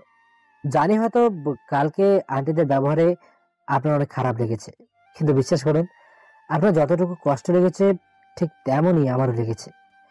অফিস থেকে বাসায় এসে শুধু আপনার সাথেই একটু কথা বলি, কিন্তু কাল আপনি নিজেই আমাকে ফিরিয়ে দিলেন। এর জন্য আমি একটু কষ্ট পাইনি। আপনার জায়গায় যে কেউ থাকলে এমনটাই করতো, ইভেন আমি থাকলেও। আপনি কাল থেকে কিচ্ছু খাননি, প্লিজ খেয়ে নিন। আর আপনার জন্য টেবিলে কিছু খোপার কাটা ক্লিপ আছে, খোলা চুলে এগুলো পরলে আপনাকে আরো সুন্দর লাগবে। উনি আমার জন্য এত কিছু ভাবেন, তাহলে উনি কি আমাকে ভালোবাসেন? না না, আমি হয়তো ভুল ভাবছি। আর উনি তো সেদিন আমাকে বলল যে উনি শুধু আমাকে ফ্রেন্ড ভাবেন। একটু পর জুলি উঠে গোসল শেষ করে আবার কথা মতো সাজুগুজু করলো। তারপর রুম থেকে বেরিয়ে রান্নাঘরে চলে গেল। গিয়ে দেখে আম্মু সবজি কাটছে। ওনাকে দেখে আম্মু সবজি কাটা বাদ দিয়ে বলল, আমার বউটাকে তো অসম্ভব সুন্দর লাগছে। আম্মুর কথা শুনে জুলির মুখ লজ্জায় লাল হয়ে গেল। একটু পর উনি ইশারায় বলল, আম্মু, আমি সবজিগুলো কেটে দিই। এই একদম না, কাল রাতে তুমি কিছুই খাওনি। এভাবে না খেয়ে থাকলে শরীর খারাপ হবে তো। চুপচাপ এখানে গিয়ে বসো, আমি তোমার খাবার বেড়ে যাচ্ছি। এরপর আর জুলি কোনো কথা না বলে টেবিল থেকে একটা চেয়ার টেনে বসলো। একটু পর আম্মু ভাতের প্লেট এনে জুলিকে খাইয়ে দিল। এরপর আম্মুকে ইশারায় বলল। উনি খেয়েছেন? 2-3 বার ইশারা করে বলার পর আম্মু বুঝলো। তারপর বলল, ওর কথা বাদ দাও, ও তো ওর ঠিকই আছে নাকি কোনো কিছু?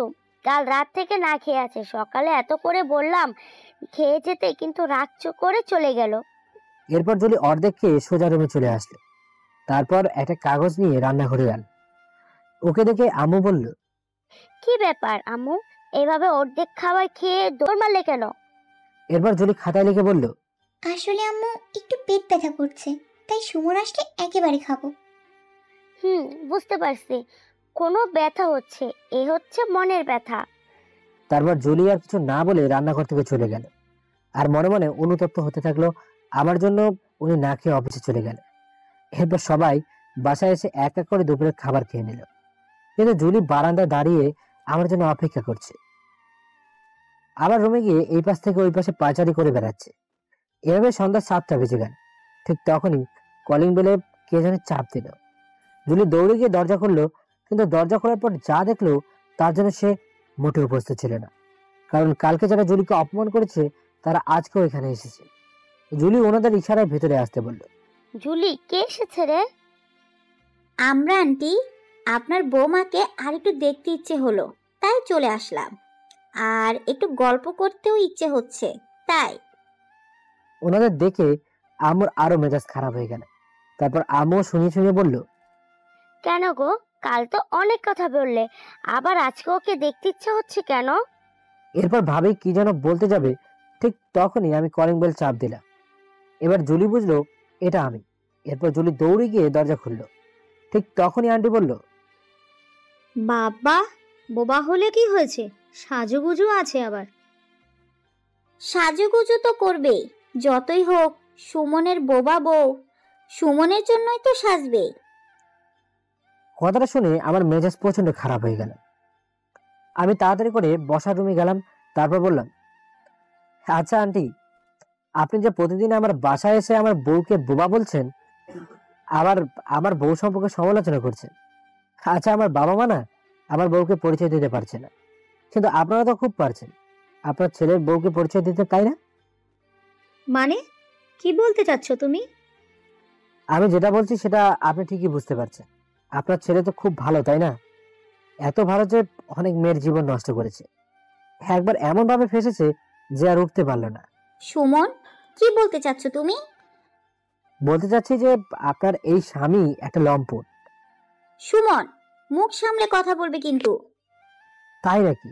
তাহলে আপনি আপনার বর্তমান স্বামীর নামে 1 বছর আগে থানায় রিপোর্ট করেছিলেন কেন? কারণ আপনার স্বামী আপনাকে ভোগ করে ছেড়ে দিয়েছিল, আর পরিশেষে যখন সবাই জেনে যাবে সেই ভয়ে তখন বিয়ে করে নিলেন। আর 1 মাস পর বললেন বাবু হবে। আসলে কি এই পিচ্চিটা বৈধ নাকি অবৈধ? এ কি শুনছি ভাবি, সব কি সত্যি নাকি? সবাই নিশ্চয়। আরে আম্মু, ওদের কাছে কি শুনবে? ওদের কি বলার মুখ আছে আদৌ? এরপর ওনারা আর কথা না বলে চুপচাপ বাসা থেকে বেরিয়ে গেল। তারপর আমি দরজা লাগিয়ে রুমে চলে আসলাম। এসে দেখি জুলি আমার সামনে দাঁড়িয়ে আছে। ওনাকে আজ অপরূপ লাগছে, আর আমার দেওয়া ওই গিফটগুলো পড়েছে। বাহ, আপনাকে আজ অনেক সুন্দর লাগছে। আমার কথা শুনে জুলি হাসলো। তারপর ইশারায় বলল, থামুন। যান, ফ্রেশ হয়ে আসুন, আমি খাবার দিচ্ছি। এরপর উনি আমাকে জোর করে ঠেলতে ঠেলতে বাথরুমে পাঠিয়ে দিল। তারপর আমি ফ্রেশ হয়ে রুমে আসলাম। একটু পর জুলি রুমে ভাতের প্লেট নিয়ে এসে বলল, খেয়ে নিন। আপনি খেয়েছেন? উনি মাথা নেড়ে না উত্তর দিল। এরপর আমি বললাম, এদিকে আসুন। তারপর জুলিকে খাইয়ে দিলাম। উনি প্রথম প্রথম না করছিল, পরে যখন বললাম আমিও খাবো না, তারপর উনি খেয়ে নিল। এরপর রাতের খাওয়া শেষ করে আমি ল্যাপটপে বসে অফিসের কাজ করছিলাম। একটু পর জুলি 2 মগ কফি নিয়ে এসে আমার হাতে 1 মগ দিল। আরে, আপনি কিভাবে জানেন আমি যে এই টাইমে প্রতিদিন কফি খাই? এরপর উনি একটা কাগজ আমার হাতে দিলেন। একভাবে জানলাম, কিন্তু আমার জন্য আপনি সন্ধ্যায় আন্টিদের সাথে খারাপ ব্যবহার করলেন কেন? ওনারা তো আপনার কথা অনেক কষ্ট পেয়েছেন। ঠিকই বলেছি। কুত্তার জাতকে বেশি লাই দিতে নেই, দিলে আরো পেয়ে বসবে। নিজের বৌমা চরিত্রহীন আর আপনাকে আজে বাজে কথা বলেছে, তাই তো আমার মাথা গরম হয়ে গেছে। আচ্ছা, আপনি কেমন ধরনের ছেলে পছন্দ করেন? আমার কথা শুনে জুলি একটু নেড়ে চেড়ে বসলো। তারপর উনি ইশারায় বলল, হঠাৎ এই প্রশ্ন কেন? আরে এমনি বলছি, বলুন না। জুলি মাথা নিচু করে বসে আছে, মনে হয় লজ্জা পেয়েছে। আমি আবার বললাম, কি হলো বলুন। আমার কথা শুনে ইশারায় আমাকে বলতে যাচ্ছিল, কিন্তু আমি কিছুই বুঝছি না। এরপর উনি খাতায় কি যেন লিখতে বসলেন। লেখা শেষ হলে কাগজটা আমার হাতে দিল। তাতে লেখা ছিল, এমন একটা ছেলে যে আমার কষ্টগুলো বোঝার চেষ্টা করবে আমি না বলার আগেই। আমার পছন্দের জিনিস যেগুলো আমি পছন্দ করি সেগুলো সবসময় কিনে এনে দেবে আমায়। এমন একটা ছেলে যে কোনোদিন স্মোক বা ড্রিঙ্ক করবে না, বড়দের রেসপেক্ট করবে আর আমাকে অনেক ভালোবাসবে। আর সত্যি কথা বলতে আপনার মতো একটা ছেলে আমার জীবনে চাই। জুলির কথাগুলো পড়ে আমার সত্যি অনেক হাসি পাচ্ছে। আমাকে এমন ভাবে হাসতে দেখে উনি ইশারার মাধ্যমে বলল, আপনি এভাবে হাসছেন কেন? আপনার কথা শুনে। তা আপনার কেন মনে হলো আমার মতো ছেলে চাই? আমার মতো কি এমন দেখলেন? আমি আপনাকে যত দিন ধরে দেখছি, চিনেছি, আমার মনে হয় আপনার মধ্যে এই সকল গুণগুলো আছে, তাই। থাক, হাত দাহব দিতে হবে না। আচ্ছা, তখন তো খাতায় লিখলেন আপনার পছন্দের জিনিসগুলো। তা আপনার পছন্দের জিনিস কোনগুলো? এরপর আমাকে ইশারায় বোঝাতে যাচ্ছিল। তারপর আবার কিভাবে খাতা লেখা শুরু করলো। কিছুক্ষণ লেখার পর খাতাটা আবার আমায় দিল। আমার ইচ্ছা খুবই সাধারণ। আমি কোনো ডায়মন্ড রিং বা দামি শাড়ি চাই না। একজোড়া কাচের চুড়ির সাথে একজোড়া ম্যাচিং করা কানের দুল। আর আপনি যেগুলো কাল আমার জন্য নিয়ে এসেছেন ওই রকম জিনিসগুলো। আর কোনো এক বর্ষার দিনে কদম ফুলের খোপা। বুঝলাম। কি বুঝলেন আপনি? পরে বলবো, এখন অনেক রাত হলো, ঘুমিয়ে পড়েন। কাল সকালে কথা হবে। আর কাল আপনাকে নিয়ে ভার্সিটিতে যাব, রেডি হয়ে থাকবেন। শুভরাত্রি। এই বলে আমি সোফায় গিয়ে শুয়ে পড়লাম। পরের দিন সকালে উঠে দেখি উনি এখনো ঘুমিয়ে আছেন। কিন্তু আমি তো কাল রাতেই বললাম ওনাকে নিয়ে ভার্সিটি যাব। ডাক দেব কি জুলিকে? না থাক, হয়তো শরীর খারাপ লাগছে তাই শুয়ে আছে। এদিকে আমার অফিসে দেরি হয়ে যাচ্ছে, কি করব বুঝতে পারছি না। এক পর্যায়ে জুলিকে ডাক দিলাম, কিন্তু ওই পাশ থেকে কোনো রেসপন্স আসলো না। আমি আবার ওনাকে ডাক দিলাম, এই যে শুনছেন 8:30 বাজতে যাচ্ছে, উঠবেন না? আজ তো আমার সাথে আপনার ভার্সিটি যাওয়ার কথা। কি ব্যাপার, উনি তো আমার না, একবারে বেশি ডাক দেওয়া লাগে না। তাহলে আজ কি হলো ওনার? শরীর খারাপ নাকি ওনার? কাছে গিয়ে দেখবো? না, উনি হয়তো আমাকে খারাপ ভাববে। না থাক, আজ না, কালই জুলিকে নিয়ে বেরোবো। একটু পর আমি অফিসে চলে আসলাম। আজ অনেক কাজ অফিসে, তাই এসেই কাজে বসে পড়লাম। সকালে মিটিং এর প্রেজেন্টেশনের পরে আমার কেবিনে এসে বসে আছি। একটু পর হঠাৎ জুলির কথা মনে পড়লো। একটু পর মোবাইল বের করে আম্মুকে ফোন দিতে যাব, ঠিক তখন দেখি মোবাইলে 10টা মিস কল। তাহলে আমি যখন মিটিং এ ছিলাম তখন মনে হয় আম্মু কল দিয়েছিল। আমি তাড়াতাড়ি কল ব্যাক করলাম। একটু পর আম্মু ফোন রিসিভ করে রাগী গলায় বলল, এই মোবাইল রেখে কই থাকিস রে তুই? কতবার ফোন দিচ্ছি তোকে। আম্মু, আমি মিটিং এ ছিলাম তাই ফোনটা সাইলেন্ট করা ছিল। কিন্তু কি হয়েছে? তোর কি কোনো আক্কেল নেই নাকি? মেয়েটার গা যে জ্বরে পুড়ে যাচ্ছে, আর তুই সকালে আমাদের কিছু না বলে ওইভাবে এই ফেলে চলে গেলে তোর কবে বুদ্ধি শুদ্ধি হবে রে? আমি আজ অফিসের চাপের জন্য খেয়াল করিনি। এখন কি অবস্থা জুলির? জ্বর কমেছে কি? তা খেয়াল করবি কেন? এখন একটু কম, আমি পাশে বসে জল পট্টি দিচ্ছি। আর পারলে আসার সময় ফার্মেসি থেকে জ্বরের ওষুধ নিয়ে আসিস, বাসায় ওষুধ ফুরিয়ে গেছে। আচ্ছা ঠিক আছে, আমি তাড়াতাড়ি আসছি। এবারে ফোনটা কেটে দিলাম। ধুর, আমার নিজের দোষের জন্য আজ এই হাল হলো। আজ কেন যে সকালে জুলিকে একা রেখে চলে আসলাম? না, আজ তাড়াতাড়ি কাজ শেষ করে বাসায় যেতে হবে। এরপর আবার কাজে মন দিলাম। রাত 9টার দিকে অফিস শেষ হলো। তাড়াতাড়ি বাসার দিকে রওনা দিলাম। আসার সময় রাস্তার পাশে একটা ফার্মেসির দোকান থেকে ওষুধ কিনে নিলাম। বাসায় আসতে আসতে 10টা বেজে গেল। এরপর বাসায় এসে কলিং বেল বাজাতেই আপু এসে দরজা খুলে দিল। এরপর আমি এসে সোজা রুমে চলে আসলাম। এসে দেখি উনি এখনো শুয়ে আছে। আমি আর ডাকলাম না, একটু ফ্রেশ হতে চলে গেলাম। ফ্রেশ হয়ে রুমে এসে দেখি উনি বসে আছে। কি ব্যাপার, আপনি উঠে বসেছেন কেন? আপনার তো শরীর খারাপ, যান শুয়ে থাকুন। ভালো লাগছে না। আর আপনি কখন আসলেন? এই তো একটু আগে। কিন্তু আপনার শরীরের কি অবস্থা? এখন আর এই জ্বরটা কিভাবে বাঁধলেন আপনি? একটু ভালো। খেয়েছেন আপনি? না, খাইনি। কিন্তু কেন বলুন তো? তেমন কিছু না, খেয়ে আসুন তারপর বলছি। এরপর আমি কিছু বলতে যাব, তার আগে উনি হাত দিয়ে আমাকে থামতে বলল আর গিয়ে খেয়ে আসতে বলল। কি আর করা, আমিও বাধ্য ছেলের মতো খেতে চলে গেলাম। একটু পর খাওয়া শেষ করে রুমে চলে আসলাম। আসার পর উনি আমার হাতে একটা কাগজ ধরিয়ে দিলেন। আসলে গতকাল একটু দেরি করে গোসল করেছিলাম, তাই। কিন্তু আপনার বাসায় আসতে আজ এত দেরি হলো কেন? আজ কি কাজ ছিল অনেক? ঠিকই ধরেছেন। আজ অফিসে অনেক কাজ ছিল, তাই আসতে একটু দেরি হলো। আর এবার থেকে অন টাইমে গোসল করবেন না। জুলি মাথা নেড়ে বললেন, ঠিক আছে। এরই মধ্যে দেখি আম্মু খাবার নিয়ে রুমে আসলো। আমিও একটু পর উঠে গিয়ে বারান্দায় দাঁড়িয়ে আছি। আম্মু জুলিকে খাইয়ে দেওয়ার পর আমি রুমে এসে ঘড়িতে তাকিয়ে দেখি 11টা বাজতে চলেছে। একটু পর আমি ওনাকে ওষুধ খাইয়ে দিলাম। আজ আমার শরীরটা ভালো না, তাই আমিও গিয়ে সোফায় শুয়ে পড়লাম। মুহূর্তের মধ্যে চোখে ঘুম চলে আসলো, কিন্তু মাঝরাতে গোঙানির শব্দে ঘুমটা ভেঙে গেল। বাইরে প্রচুর বৃষ্টি হচ্ছে। আমি তাড়াতাড়ি উঠে রুমের লাইট জ্বালিয়ে দেখি জুলি শীতে কাঁপছে, আর ওনার শরীর থেকে চাদরটা সরে গেছে। আমি কাছে গিয়ে চাদরটা নিয়ে ওনার শরীরে জড়িয়ে দিলাম, কিন্তু একটু পর উনি আমার হাত শক্ত করে চাদরের সাথে চেপে ধরল, আর বারবার গোঙানির আওয়াজ ওনার মুখ থেকে বের হচ্ছে। আমি অনেক ছাড়ানোর চেষ্টা করলাম, কিন্তু উনি চাদরের সাথে আমাকে শক্ত করে চেপে ধরেছেন। এই অবস্থায় ওনাকে ফেলে রেখে সোফায় গিয়ে শুয়ে থাকাটা ঠিক হবে না, তাই বাধ্য হয়ে ফ্লোরে বসে খাটের উপর মাথা রেখে শুয়ে পড়লাম। পরের দিন সকালে ঘুম ভাঙলে দেখলাম জুলি এখন আমার হাত চেপে ধরেই আছে। আমি ওনার কপালে হাত দিয়ে দেখলাম এখন জ্বর নেই একদম। আমার হাতের ছোঁয়া পেয়ে জুলি চোখ মুলে তাকায়। এখন কেমন বোধ করছেন? উনি উঠে বসে ইশারায় বলল, আগের থেকে অনেক ভালো। এখন তো জ্বর নেই একদম। আর যখন ভালো বোধ করছেন, তো আজ কি ভার্সিটি যেতে পারবেন? ভার্সিটি গিয়ে ভর্তির কাজটা সেরে আসলে ভালো হতো। উনি ইশারায় বলল যে যেতে পারবে। তো গিয়ে ফ্রেশ হয়ে রেডি হয়ে এসো।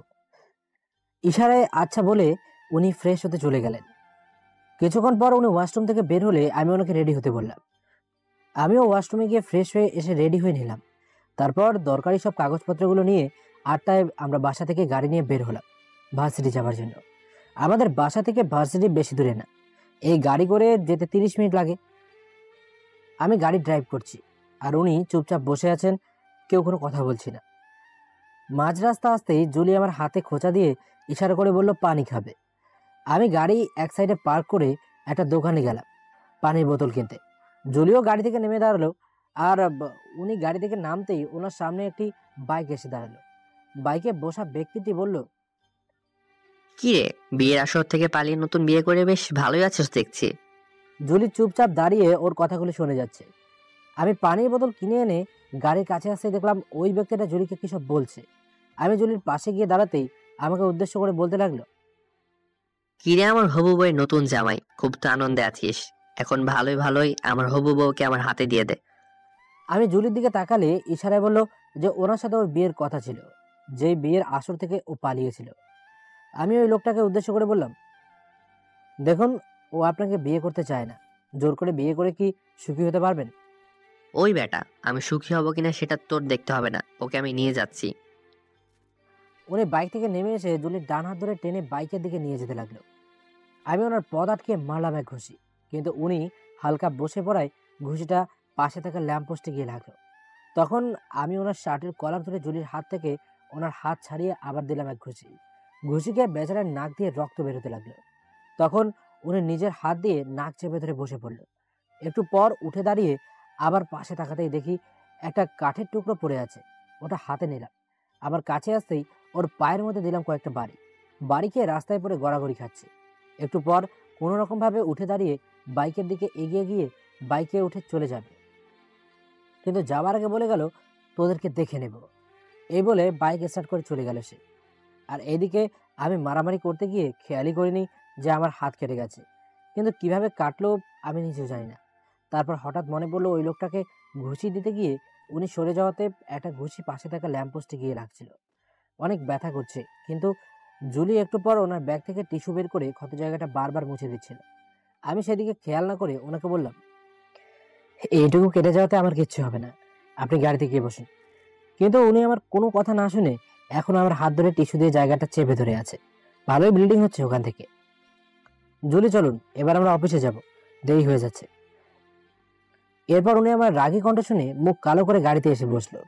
এই হলো মেয়েদের সমস্যা, কিছু বললেই রাগ আর রাগ। এরপর আমিও আর কিছু না ভেবে গাড়ি চালাতে লাগলাম। একটু পর বাসার সামনে এসে দাঁড়ালাম, কিন্তু এই 30 মিনিটে একবারও কথা বলেনি। মুখ কালো করে জানলার দিকে তাকিয়েছিল। শুধু যাওয়ার আগে উনি আমাকে ইশারায় বলল, একবার উপরে আসুন। আমি প্রথমে না করে দিয়েছিলাম, কিন্তু উনি জিজ্ঞাসার দৃষ্টিতে আমার দিকে তাকিয়ে আছে। জুলির মায়াবী চোখের দিকে তাকিয়ে থাকায় আমাকে বারবার ওর দিকে আকৃষ্ট করছে। বারবার মনে হয় উনি কি কিছু বলতে চায় আমাকে। এরপর আমি আর না করতে পারলাম, কারণ সেই সময় একবার একটু রেগে কথা বলেছি। মুখ কালো করেছিল, তাই বাধ্য হয়ে ওনার সাথে উপরে আসলাম। এসে দেখি রুমের দরজা খোলা। যাক বাবা, বাঁচলাম। আমাকে ওই অবস্থায় দেখলে আর এক তাল বাহানা শুরু করে দিত। ক্লাস 6-এ থাকতে একবার সামান্য আপেল কাটতে গিয়ে হাতে একটু কেটে গিয়েছিল বলেই আম্মু কান্নাকাটি শুরু করে দিয়েছিল। এরপর উনি আমার হাত ধরে রুমে নিয়ে গিয়ে ড্রয়ার থেকে স্যাবনল বের করে হাতে ভালোভাবে ব্যান্ডেজ করে দিল। এরপর আমি উঠে যেতে লাগবো, ঠিক তখনই আমাকে ধাক্কা দিয়ে বসতে বললো আর ইশারায় বলতে লাগলো, খুব রাগ না? আবার হাত দেখিয়ে বলছে সামান্য কেটে গেছে বলে এত অবহেলা করছেন কেন? এরপর হাত দিয়ে ইশারায় আমাকে বসতে বলে। উনি রুম থেকে বেরিয়ে গেল। কি যে হচ্ছে আমি কিছুই বুঝতে পারছি না। জুলিও কি আমাকে মনে মনে ভালোবাসে? না, এটা আমার ভুল ধারণা। উনি তো আমাকে শুধু ওনার একজন ভালো বন্ধু ভাবে, কিন্তু ওনার চোখের ভাষা তো আমাকে বারবার ইঙ্গিত করছে যে জুলি আমাকে ভালোবাসে। এইসব ভাবতে ভাবতে দেখি জুলি আমার জন্য এক গ্লাস গরম দুধ নিয়ে আসলো। এরপর আমাকে ইশারা দিয়ে বোঝালো, এইটুকু খেয়ে তারপর অফিসে যাবেন। আচ্ছা, আপনি আবার এর মধ্যে এগুলো করতে গেলেন কেন? আপনি খালি খালি আমার জন্য কষ্ট করতে গেলেন। হাতে ড্রেসিং করে দিলেন, এক জায়গায় থেকে ঘুরে এসে আবার রান্নাঘরে গিয়ে দুধ গরমও করলেন। শুধু শুধু কষ্ট করছেন কেন? এরপর আমাকে আর কিছু বলার সুযোগ দিল না, হাত দিয়ে আমাকে থামতে বলল আর ঘড়ির দিকে ইশারা করে বলল, দেখুন কয়টা বাজে। আমি আর কিছু না বলে তাড়াতাড়ি খেয়ে বাসা থেকে বের হলাম। আসার সময় দেখি জুলি ব্যালকনিতে দাঁড়িয়ে আছে। তারপর আমাকে ইশারা করে বলল, বাই। আমিও ওনার দিকে তাকিয়ে ছোট্ট একটা হাসি দিয়ে অফিসে চলে আসলাম। কিন্তু অফিসে এসে ওই ব্যক্তির লাস্ট কথাটুকু বারবার মনে পড়ছে, তোদের দেখে নেব না। একবার যখন জুলির খোঁজ পেয়ে গেছে, ওনাকে একা কিছুতেই ছাড়া যাবে না। আমি জুলিকে কিছুতেই হারাতে পারবো না। যত তাড়াতাড়ি সম্ভব আমি ওনাকে আমার মনের কথা জানাবো। আর এদিকে ওই ব্যক্তিটা মার খেয়ে দ্রুত বাইক চালিয়ে জুলিদের বাসার সামনে এসে ওনার চাচার নাম ধরে ডাকছে, রহিম সাহেব, ও রহিম সাহেব, কোথায় আপনি? তাড়াতাড়ি থেকে বের হন। জুলির চাচা বাসায় বসে টিভি দেখছিল। চিল্লাচিল্লির আওয়াজ একটু পর উনি বাইরে বের হলেন। কি ব্যাপার ভাই, আপনি এরকম চিল্লাপাল্লা করছেন কেন? আর আপনার এই অবস্থা হলো কেমন করে? আরে রাখেন আপনার আলকাপিত। আমার কাছ থেকে টাকা নিয়ে নিজের ভাইজিকে অন্য একটা ভালো বিয়ে দিয়ে তো খুব শান্তিতে আছেন আপনারা। ভাই, আপনি কি বলছেন আমি কিছুই বুঝতে পারছি না। আর জুলি তো বিয়ের রাতে পালিয়েছে, আমরা বিয়ে দেবো কেন? ও এখন কোথায় আমরা তা কেউই জানি না। থাক, আমি আর কোনো কিছু শুনতে চাই না। তোর এই ভাইজি একটা অন্য ছেলের হাত ধরে ঘুরে বেড়াচ্ছে, আর তুই আমার কাছ থেকে টাকা নিয়ে ফুটানি মারিস না। তোকে আমি 1 সপ্তাহ সময় দিলাম, এর মধ্যে তুই আমার টাকা দিবি, না হলে তোর ভাইজিকে দিবি। না হলে আমি কতটা খারাপ হতে পারি তোকে বুঝিয়ে দিব। এই বলে ওই ব্যক্তি বাসা থেকে বেরিয়ে গেল। জুলির চাচার মাথা গরম হয়ে গেছে। ওনাকে অনেক খারাপ ভাষায় গালি খেতে হয়েছে শুধুমাত্র জুলির জন্য। এরপর উনি রুমে এসে জামা প্যান্ট পরে জুলিকে খুঁজতে বের হলো। যে জায়গায় আমাদের লাশ দেখেছিল ওখানে গিয়ে অনেক লোককে জুলির ছবি দেখিয়ে ওর কথা জিজ্ঞেস করলো, কিন্তু কেউই জুলির কোনো পরিচয় দিতে পারল। ক্লান্ত শরীর নিয়ে বাসায় ফিরে আসলেন রহিম সাহেব। দেখো, আমার মনে হয় বিয়ের রাতে জুলি আমাদের এখান থেকে পালিয়ে ওর নানুর বাড়ি গিয়ে উঠেছে। তারপর ওর নানুরা কোনো ভালো ছেলে দেখে ওর সাথে বিয়ে দিয়ে দিয়েছে। আরে আবল তাবল কি বলছো তুমি? ও এখানকার কিছুই চেনে না। নানু বাড়ি যাবে কিভাবে? আর ওর নানা বাড়ির লোকেরা এত বড় সিদ্ধান্ত নেওয়ার আগে আমাদের জানাতো ও অন্য কোথাও আছে। তাহলে মেয়েটা ওই দিন রাতে কোথায় গেল? আর উনি তো বললেন ওকে একটা ছেলের সাথে দেখেছে, তাহলে ছেলেটিই বা কি? আরে এডমিশন কোচিং করতো না, ওখান থেকে হয়তো কোনো ছেলের সাথে প্রেমে জড়িয়ে গেছে। কাল একবার আমি ভার্সিটি গিয়ে খোঁজ নেব ও আছে কিনা। না আসলে তখন ওর নানু বাড়ি যাব, গিয়ে আসল কাহিনী বের করব। হাতে তো এখনো 6 দিন সময় আছে, এর মধ্যে কিছু একটা করতে হবে। আচ্ছা, আমি একটা কথা বলি, ও যখন চলে গেছে তাহলে ওর জন্য এত করে কি হবে? যে যেখানেই থাকুক, আমাদের এর মধ্যে যাওয়ার কি ঠিক হবে? এর থেকে ভালো তুমি ওই ব্যক্তির টাকা ফেরত দিয়ে দাও। এই একদম চুপ! তুমি কি পাগল হয়ে গেছো? 10 লক্ষ টাকা দিয়ে আমি নতুন একটা ব্যবসা শুরু করেছি, এখন টাকা কিভাবে দেব? যেভাবে হোক জুলিকে আমি ফিরিয়ে আনবো, আর পরের মেয়ের জন্য এত দরদ দেখিয়ে লাভ নেই। এই কাজগুলো ঠিক হচ্ছে না। আমাদের মেয়ের বয়সী, তুমি আর একবার ভেবে দেখো, এর থেকে ওর ঠিকানা জোগাড় করে ওদের মেনে নিই আমরা। দেখো, আমাকে জ্ঞান দিতে আসবে না। এমন ভাব করছো যেন ও আমাদের মেয়ে। আমি আর এখন একটা কথাও ওর সম্পর্কে শুনতে চাই না। আমাকে খেতে দাও, আমার কাজ আছে। এবার চাচিও আর কিছু না বলে ওনার স্বামীকে খেতে দিল। রাত 8টা বাজে। অফিস সবেমাত্র শেষ হলো। আমি একটু পর গাড়ি নিয়ে বাসার উদ্দেশ্যে বের হলাম। প্রতিদিনের মতো আজও জ্যামে আটকে গেলাম। 10 মিনিট পর আবার ড্রাইভ করে শুরু করলাম।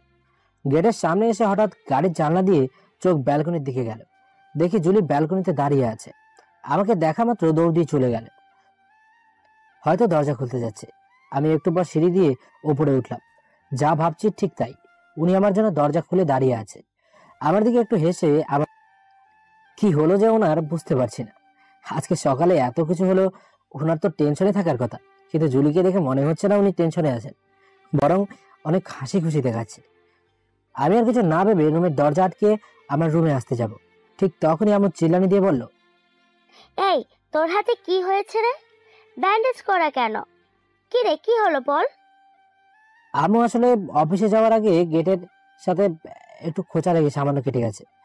এই আর কি, আমার কিছুই হবে না, কালকের মধ্যে ঠিক হয়ে যাবো, তুমি টেনশন করো না একদম। এই, মিথ্যা কথা বলছিস কেন? সামান্য কাটলে কি হাতে ব্যান্ডেজ করে? আর দেখে তো মনে হচ্ছে অনেকটাই কাটছে। সত্যি করে বল তো, কিভাবে কাটছে? আম্মু, আমি কি দুধের শিশু যে তুমি এত চিন্তা করছো? আমি সত্যি বলছি, হাতে একটু খোঁচা গেছে, কালকের মধ্যে ঠিক হয়ে যাব। এরপর আবার আম্মু কিছু বলতে চাচ্ছিল, তার আগেই আমি রুমে চলে আসলাম। এসে ড্রেস চেঞ্জ করে বাথরুমে শাওয়ার নিতে চলে গেলাম। শাওয়ার শেষে টাওয়াল দিয়ে মাথা হালকা মুছে টাওয়ালটা খাটের পাশে রাখা টেবিলে রেখে বসে আছি। একটু পর জুলি রুমে আসলো। আমার চুল ভেজা দেখে উনি টাওয়াল দিয়ে আমার মাথা মুছিয়ে দিতে লাগলো। আমি প্রথমে না করি, কিন্তু ওনার জেদের সাথে পেরে উঠলাম না, তাই বাধ্য হয়ে জুলির কথা শুনতে হলো। আমি ওনাকে ডাক দেবো, তার আগে উনি রুম থেকে বেরিয়ে গেলেন।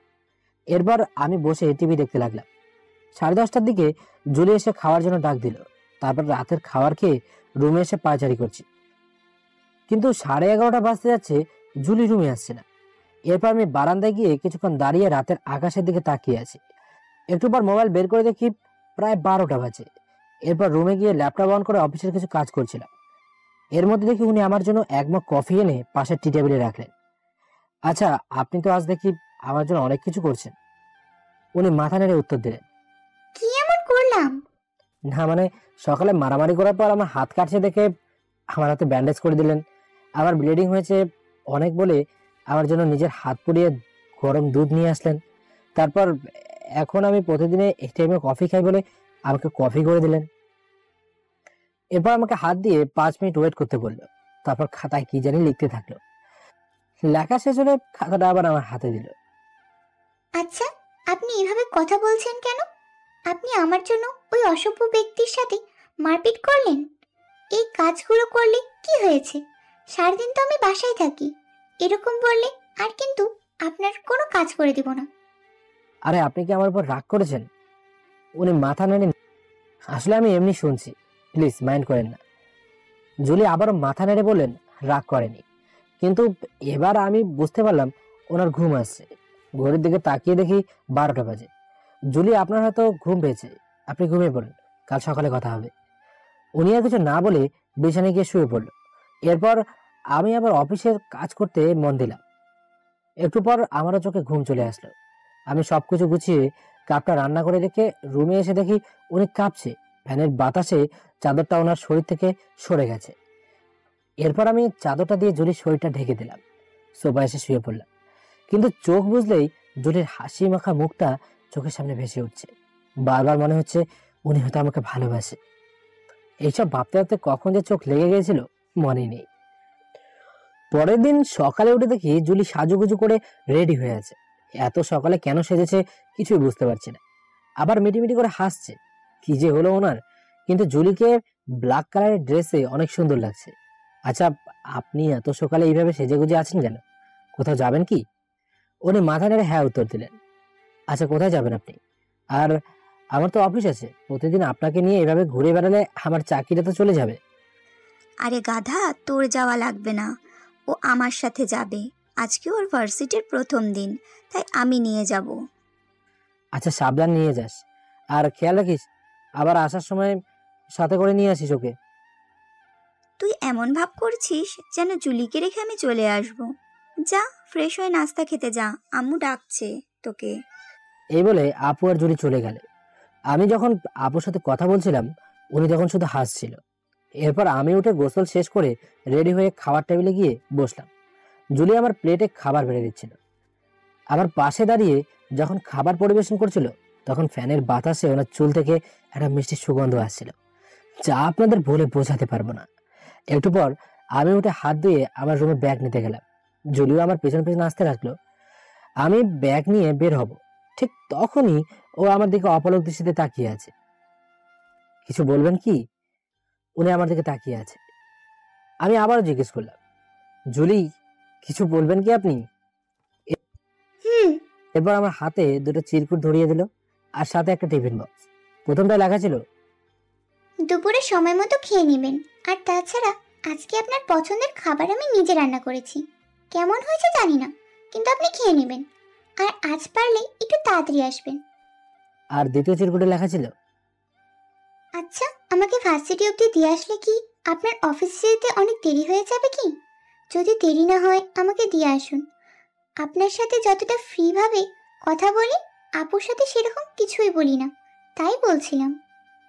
ও এই ব্যাপার, আপনি এত টেনশন করছেন কেন? আপনাকে আমি প্রতিদিন দিয়ে আসবো, আবার প্রতিদিন সময় মতো নিয়েও আসবো। আর আপু অনেক ফ্রেন্ডলি, আপু আমাদের ব্যাপারে সব জানে, সো এত চিন্তা করার কিচ্ছু নেই। আপনি আপুকে নিয়ে নিচে আসেন, আমি আপনাদের জন্য নিচে ওয়েট করছি। এই বলে আমি নিচে চলে আসলাম। নিচে এসে আপুদের জন্য ওয়েট করতে থাকলাম। কিন্তু 10 মিনিট হতে যাচ্ছে, এখনো ওনাদের কোনো খোঁজ নেই। একটু পর আমি উপরের দিকে উঠতে যাব, ঠিক তখনই দেখি জুলি সিঁড়ি বেয়ে নিচে নামছে। তাই আবার গাড়িতে এসে বসলাম। একটু পর আপু আর জুলি আসলো। আপু অনেক ফাজিল, জুলিকে জোর করে সামনে বসালো, আবার পাশের সিটে। এরপর আমি আর কিছু না বলে গাড়ি চালানো শুরু করলাম। গাড়ি চালানোর সময় বারবার আমি জুলির দিকে তাকাচ্ছি, উনি জানালার দিকে তাকিয়ে আছে। আপু আছে দেখে হয়তো আমার দিকে তাকাচ্ছে। যাই হোক, একটুবার ভার্সিটির সামনে এসে দাঁড়ালাম। যাওয়ার আগে কালকে সব কথা আপুকে বলে আর জুলিকে বিদায় জানিয়ে আমি অফিসে চলে আসলাম। আজকে অফিসে এসে আমি ফ্রি মাইন্ডে আমার কাজ করতে লাগলাম। আর খচ্চর বসটাও অফিসে নেই। যাক বাবা, বেঁচে গেছি।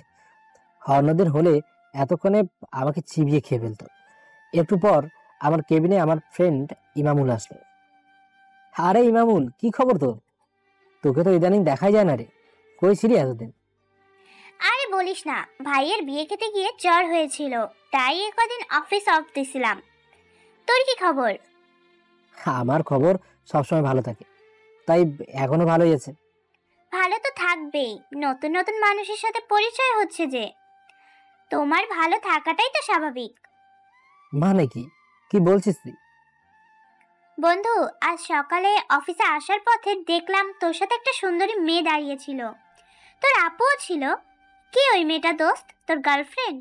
ইমামুলের কথা শুনে আমার কিছুটা মেজাজ খারাপ হয়ে গেল। এই কুকুর তাহলে আমাদের দেখে ফেললো? না, একে কিচ্ছু বলা যাবে না। ভার্সিটি লাইফে আমি একটা মেয়েকে লাইক করতাম, কিন্তু ওকে যখন ওই মেয়েটির কথা বলেছি, তখন আমার আগে গিয়ে ওই মেয়েটাকে প্রপোজ করে দিয়েছিল। না, এই লুচ্চুকে জুলির ব্যাপারে কিচ্ছু বলা যাবে না।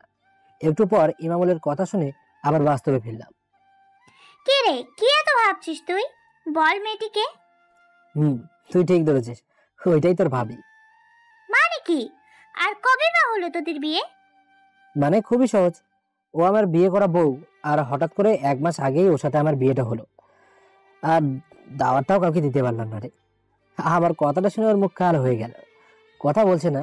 আমি আবার বললাম, কেন রে ভাই, কি ভাবছিলি? না তেমন কিছুই না, ভাবলাম তোর কোনো কাজিন হবে হয়তো। কি রে বল, ভাবির নাম কি, কোথায় থাকে, কিসে পড়ে? তোর এত কিছু শোনা লাগবে না। এই যে ফাইলটা দেখছিস, তা আজকের মধ্যে কমপ্লিট করে আমার কাছে জমা দিয়ে যাবি। দোস্ত আমার অনেক জ্বর, এখন না, কালকে আমি ফাইলটা ব্যাক দিয়ে দিব। এখন আমি তোদের বিয়ের কথা শুনবো, কিভাবে হলো, কবে হলো? না দোস্ত, আমার এখন অনেক কাজ আছে, পরে বলবো। তুই আগে এটা কমপ্লিট করে নিয়ে আয়। দোস্ত আমার সাথে এমন করছিস কেন, প্লিজ বল না দোস্ত। আচ্ছা, স্যারকে ফোন দিতে হবে তাহলে। এই না, আমি যাচ্ছি, ফোন দিস না। এই বলে ইমামুল চলে গেল। এরপর আমি মোবাইল বের করে জুলির একটা ছবি বের করে দেখছিলাম, আর ওনার কথা ভাবছিলাম। রকিং চেয়ারে বসে যখন চোখ বুঝছি, মনে হচ্ছে জুলি আমার সামনে দাঁড়িয়ে আছে। ওনার হাসি মাখা মুখ বারবার ভেসে উঠছে। অফিস শেষে বাসার দিকে রওনা দিলাম। আসার পথে ওই দিনের সেই ছেলেটার সাথে আজকেও আবার দেখা হয়ে গেল। গাড়িটা একটু সাইড করে দেখে ছেলেটার কাছে গেলাম। আজকে ছেলেটা রজনীগন্ধা মালা নিয়ে এসেছে। এরপর আমিও জুলির জন্য একটা রজনীগন্ধার মালা নিলাম। এরপর ছেলেটির কাছে গিয়ে ওর পরিচয় জানতে চাইলাম, ওর নাম, বাসা কোথায়, সবকিছু জানতে চাইলাম। একটু পর ছেলেটা আমাকে সব জানালো। ছেলেটার নাম রফিক উদ্দিন। ওর মা নেই, অনেক ছোটকালে ওর মা মারা গেছে এবং বাবার কাছে ও মানুষ হয়েছে, ক্লাস 3-তে পড়ে। আচ্ছা, তোমার বাবা থাকতে তুমি তোমার পড়ালেখা বাদ দিয়ে এভাবে ফুল বিক্রি করছো কেন? ভাইয়া, আমার আব্বু একটা কারখানায় কাজ করে। আব্বু আমাকে কিছু করতে দেয় না, কিন্তু আব্বু 10 দিনের মতো অসুস্থ, তাই কাজে যেতে পারে না। তাই পেটের দায় এই 10 দিন এইভাবে কাজ করছি। তবে আব্বু এখন একটু সুস্থ হয়েছে, কাল থেকে আবার কাজে যাবে। আর কাজে গেলে আপনার সাথে হয়তো আর দেখা হবে না। ছেলেটার কথা শুনে অনেক মায়া হলো। আমি ওকে 500 টাকা হাতে দিয়ে আর ওর জন্য কিছু খাবার কিনে দিয়ে চলে আসতে যাচ্ছিলাম, ঠিক তখনই ছেলেটা হাত ধরে বলল, ভাইয়া, আপনি অনেক ভালো। আমার সারাদিন ফুল বিক্রি করে যে টাকা হয় সেই টাকা আপনি একবারে দিলেন। এই গোলাপ ফুলটি ভাবিকে দিয়েন। নিজ হাতে ভাবির চুলে খোপা করে তার মাঝে ফুলটি গেঁথে দিয়েন, সুন্দর দেখাবে। পিচ্চিটার কথা শুনে অনেক ভালো লাগলো। ওর মাথায় হাত বুলিয়ে দিয়ে গাড়িতে উঠলাম। যাওয়ার আগে ওকে বললাম, ভালো থাকিস আর মন দিয়ে পড়ালেখা করবি। নিয়তি চাইলে হয়তো আবার দেখা হবে তোর সাথে। এরপর ওকে বিদায় জানিয়ে বাসার উদ্দেশ্যে রওনা দিলাম। সন্ধ্যা 7টার দিকে বাসায় এসে কলিং বেল বাজাতেই আপু এসে দরজা খুলে দিল। আমি আমার রুমে এসে দেখি জুলি রুমে নেই। একটু পর ড্রয়িং রুমে এসে দেখি আম্মু সোফায় বসে টিভি দেখছে। জুলি হয়তো রান্না করে আছে। যাই একবার গিয়ে দেখে আসি, কিন্তু কি ব্যাপার, এখানেও নেই। কোথায় গেল মেয়েটা? আচ্ছা, একবার আম্মুকে জিজ্ঞেস করি। আম্মু, জুলি কোথায় দেখছি না যে, কোথাও গেছে নাকি? কি হলো আম্মু, বলো। কেন রুমে নেই জুলি? কই, আমি তো দেখলাম না। রুমেই আছে, ভালো করে দেখ না, না হলে বাথরুমে গেছে হয়তো। এরপর আম্মু আর আমার কোনো কথার উত্তর না দিয়ে আবার সিরিয়ালে মন দিল। আমি আর কিছু না বলে রুমে চলে আসলাম, কিন্তু দরজা লক করা না। তাহলে উনি ব্যালকনিতে দাঁড়িয়ে আছে। আমি যা মনে মনে ভাবছি ঠিক তাই, উনি বারান্দার এক কোণে দাঁড়িয়ে আছে। কিন্তু আমি কাছে গিয়ে দেখি ওনার চোখে জলে ভেজা, চোখ দুটো কান্না করতে করতে ফুলে গেছে একদম। এরপর আমি ওনার হাত ধরে রুমে নিয়ে, এখনো কেঁদেই চলছে। আপনি এভাবে কাঁদছেন কেন? কি কি হয়েছে আমাকে বলুন। আচ্ছা, আপনি যদি না বলেন তাহলে আমি কিভাবে বুঝবো বলুন তো, কি হলো বলুন। এরপর অনেক খাতা নিয়ে লিখতে বসলেন। 5 মিনিট পর আমার হাতে খাতাটা দিল। দেখুন, আমি কাল থেকে আর ভার্সিটিতে যাব না। আজ সবাই আমাকে নিয়ে হাসাহাসি করছে, এমনকি স্যারও হাসাহাসি করছে আমাকে নিয়ে। এরপর আমি ওনার মুখে হাত দিয়ে চোখের জল মুছে দিয়ে বললাম, দেখুন, সমালোচনা করার মানুষের তো অভাব নেই। আপনি যেভাবেই চলুন না কেন, সমাজ আপনাকে সমালোচনা করবেই। তাই মানুষ যেভাবেই সমালোচনা করুন না কেন, আপনি আপনার মতোই চলুন। এই দেখুন, এখনো কেঁদেই চলেছে। প্লিজ চুপ করুন। আপনি যদি এইভাবে কাঁদতে থাকেন তাহলে কিন্তু আমি অনেক কষ্ট পাবো। একটু পর উনি কান্না বন্ধ করলেন। এরপর আমি ওনাকে ড্রেসিং টেবিলের সামনে এনে একটা টুলে বসিয়ে ব্যাগ থেকে ওই ছেলেটির কাছ থেকে যে ফুলগুলো কিনেছিলাম সেইগুলো দিয়ে ছেলেটার কথা মতো খোপা করে তার মধ্যে একটা গোলাপ ফুল গেঁথে দিলাম। সত্যি জুলিকে অনেক সুন্দর লাগছে। আপনি এখনো কেঁদে চলেছেন? ও, বুঝতে পারছি, আপনার হয়তো এগুলো পছন্দ হয়নি, তাই না? ঠিক আছে, আপনি কেঁদেই যান। যে বোঝে না তাকে বুঝিয়ে লাভ নেই। এবারে আমি চলে যাচ্ছিলাম, ঠিক তখনই উনি আমার হাত টেনে ধরলেন। তারপর ইশারায় বলল, আপনার তো দেখি অনেক রাগ। আমি কি বলছি যে আমার পছন্দ হয়নি? আমার অনেক পছন্দ হয়েছে। থাক, আর পাম দেওয়া লাগবে না। আমি জানি আপনার পছন্দ হয়নি। আমাকে হ্যাপি করার জন্য আপনি বলছেন, আমি জানি। না, আমি মন থেকে বলছি। আচ্ছা, সত্যি যদি আপনি মন থেকে কথাটা বলে থাকেন, তাহলে আপনি আমার জন্য এক কাপ ব্ল্যাক কফি বানিয়ে নিয়ে আসুন। আচ্ছা ঠিক আছে, আপনি বসুন, আমি নিয়ে আসছি। এই বলে জুলি রুম থেকে বেরিয়ে গেল। এদিকে যাওয়ার পর আম্মু জুলিকে দেখে ওকে ডাকলো। কি ব্যাপার রে আম্মু, আজ এত খুশি লাগছে তোকে? ভার্সিটি থেকে এসেও তো মুখ ঘুমরা করে বসেছিলি, সুমন আসার পর কি এমন জাদু ছড়িয়ে দিল? আর মাথায় তো খোপা করছিস, এই ফুল কে দিল? সুমন? আপনি কফি খাবেন আম্মু? আচ্ছা বানিয়ে আন তাহলে, আর আমারটা একটু চিনি কম দিবি। একটু পর আম্মু আমার রুমে এসে বলল, সুমন, ঝুলির কি হয়েছিল রে তখন? আরে আম্মু, তেমন কিচ্ছু না, একটু মন খারাপ করে বসেছিল তখন। কেন, কিসের জন্য মন খারাপ? ভার্সিটির প্রথম দিন, অচেনা জায়গায় কেউ নেই, আর হয়তো ফ্যামিলির জন্য মন খারাপ লাগছে, তাই আর কি। তা তুই ওদের ফ্যামিলির সাথে আমাদের কথা বলতে দিচ্ছিস না কেন? তোদের তো বিয়ে সেরকম অ্যারেঞ্জমেন্ট করে করা হয়নি। ভাবছি এবার দুই ফ্যামিলির মত নিয়ে অনেক বড় করে আয়োজন করব। না আম্মু, এখন না, আর কদিন যাক, তারপর আলাপ করে দেবো তোমাদের। এরপর আম্মু আর কিছু বললো না। আমি একটু হাফ ছেড়ে বাঁচলাম। একটু পর জুলি আমার সামনে কফির মগটা রাখলো আর ইশারায় বলল, এবার বিশ্বাস হয়েছে তো আপনার যে আমি আপনার উপর রাগ করিনি? হয়েছে। আচ্ছা, আপনার ফ্যামিলি মানে মামি বা চাচা চাচি বা আপনার কাজিনদের জন্য মন খারাপ বা কষ্ট হয় কি? না। আমি পরিষ্কার দেখতে পেলাম ওনার চোখের কোণে হালকা পানি।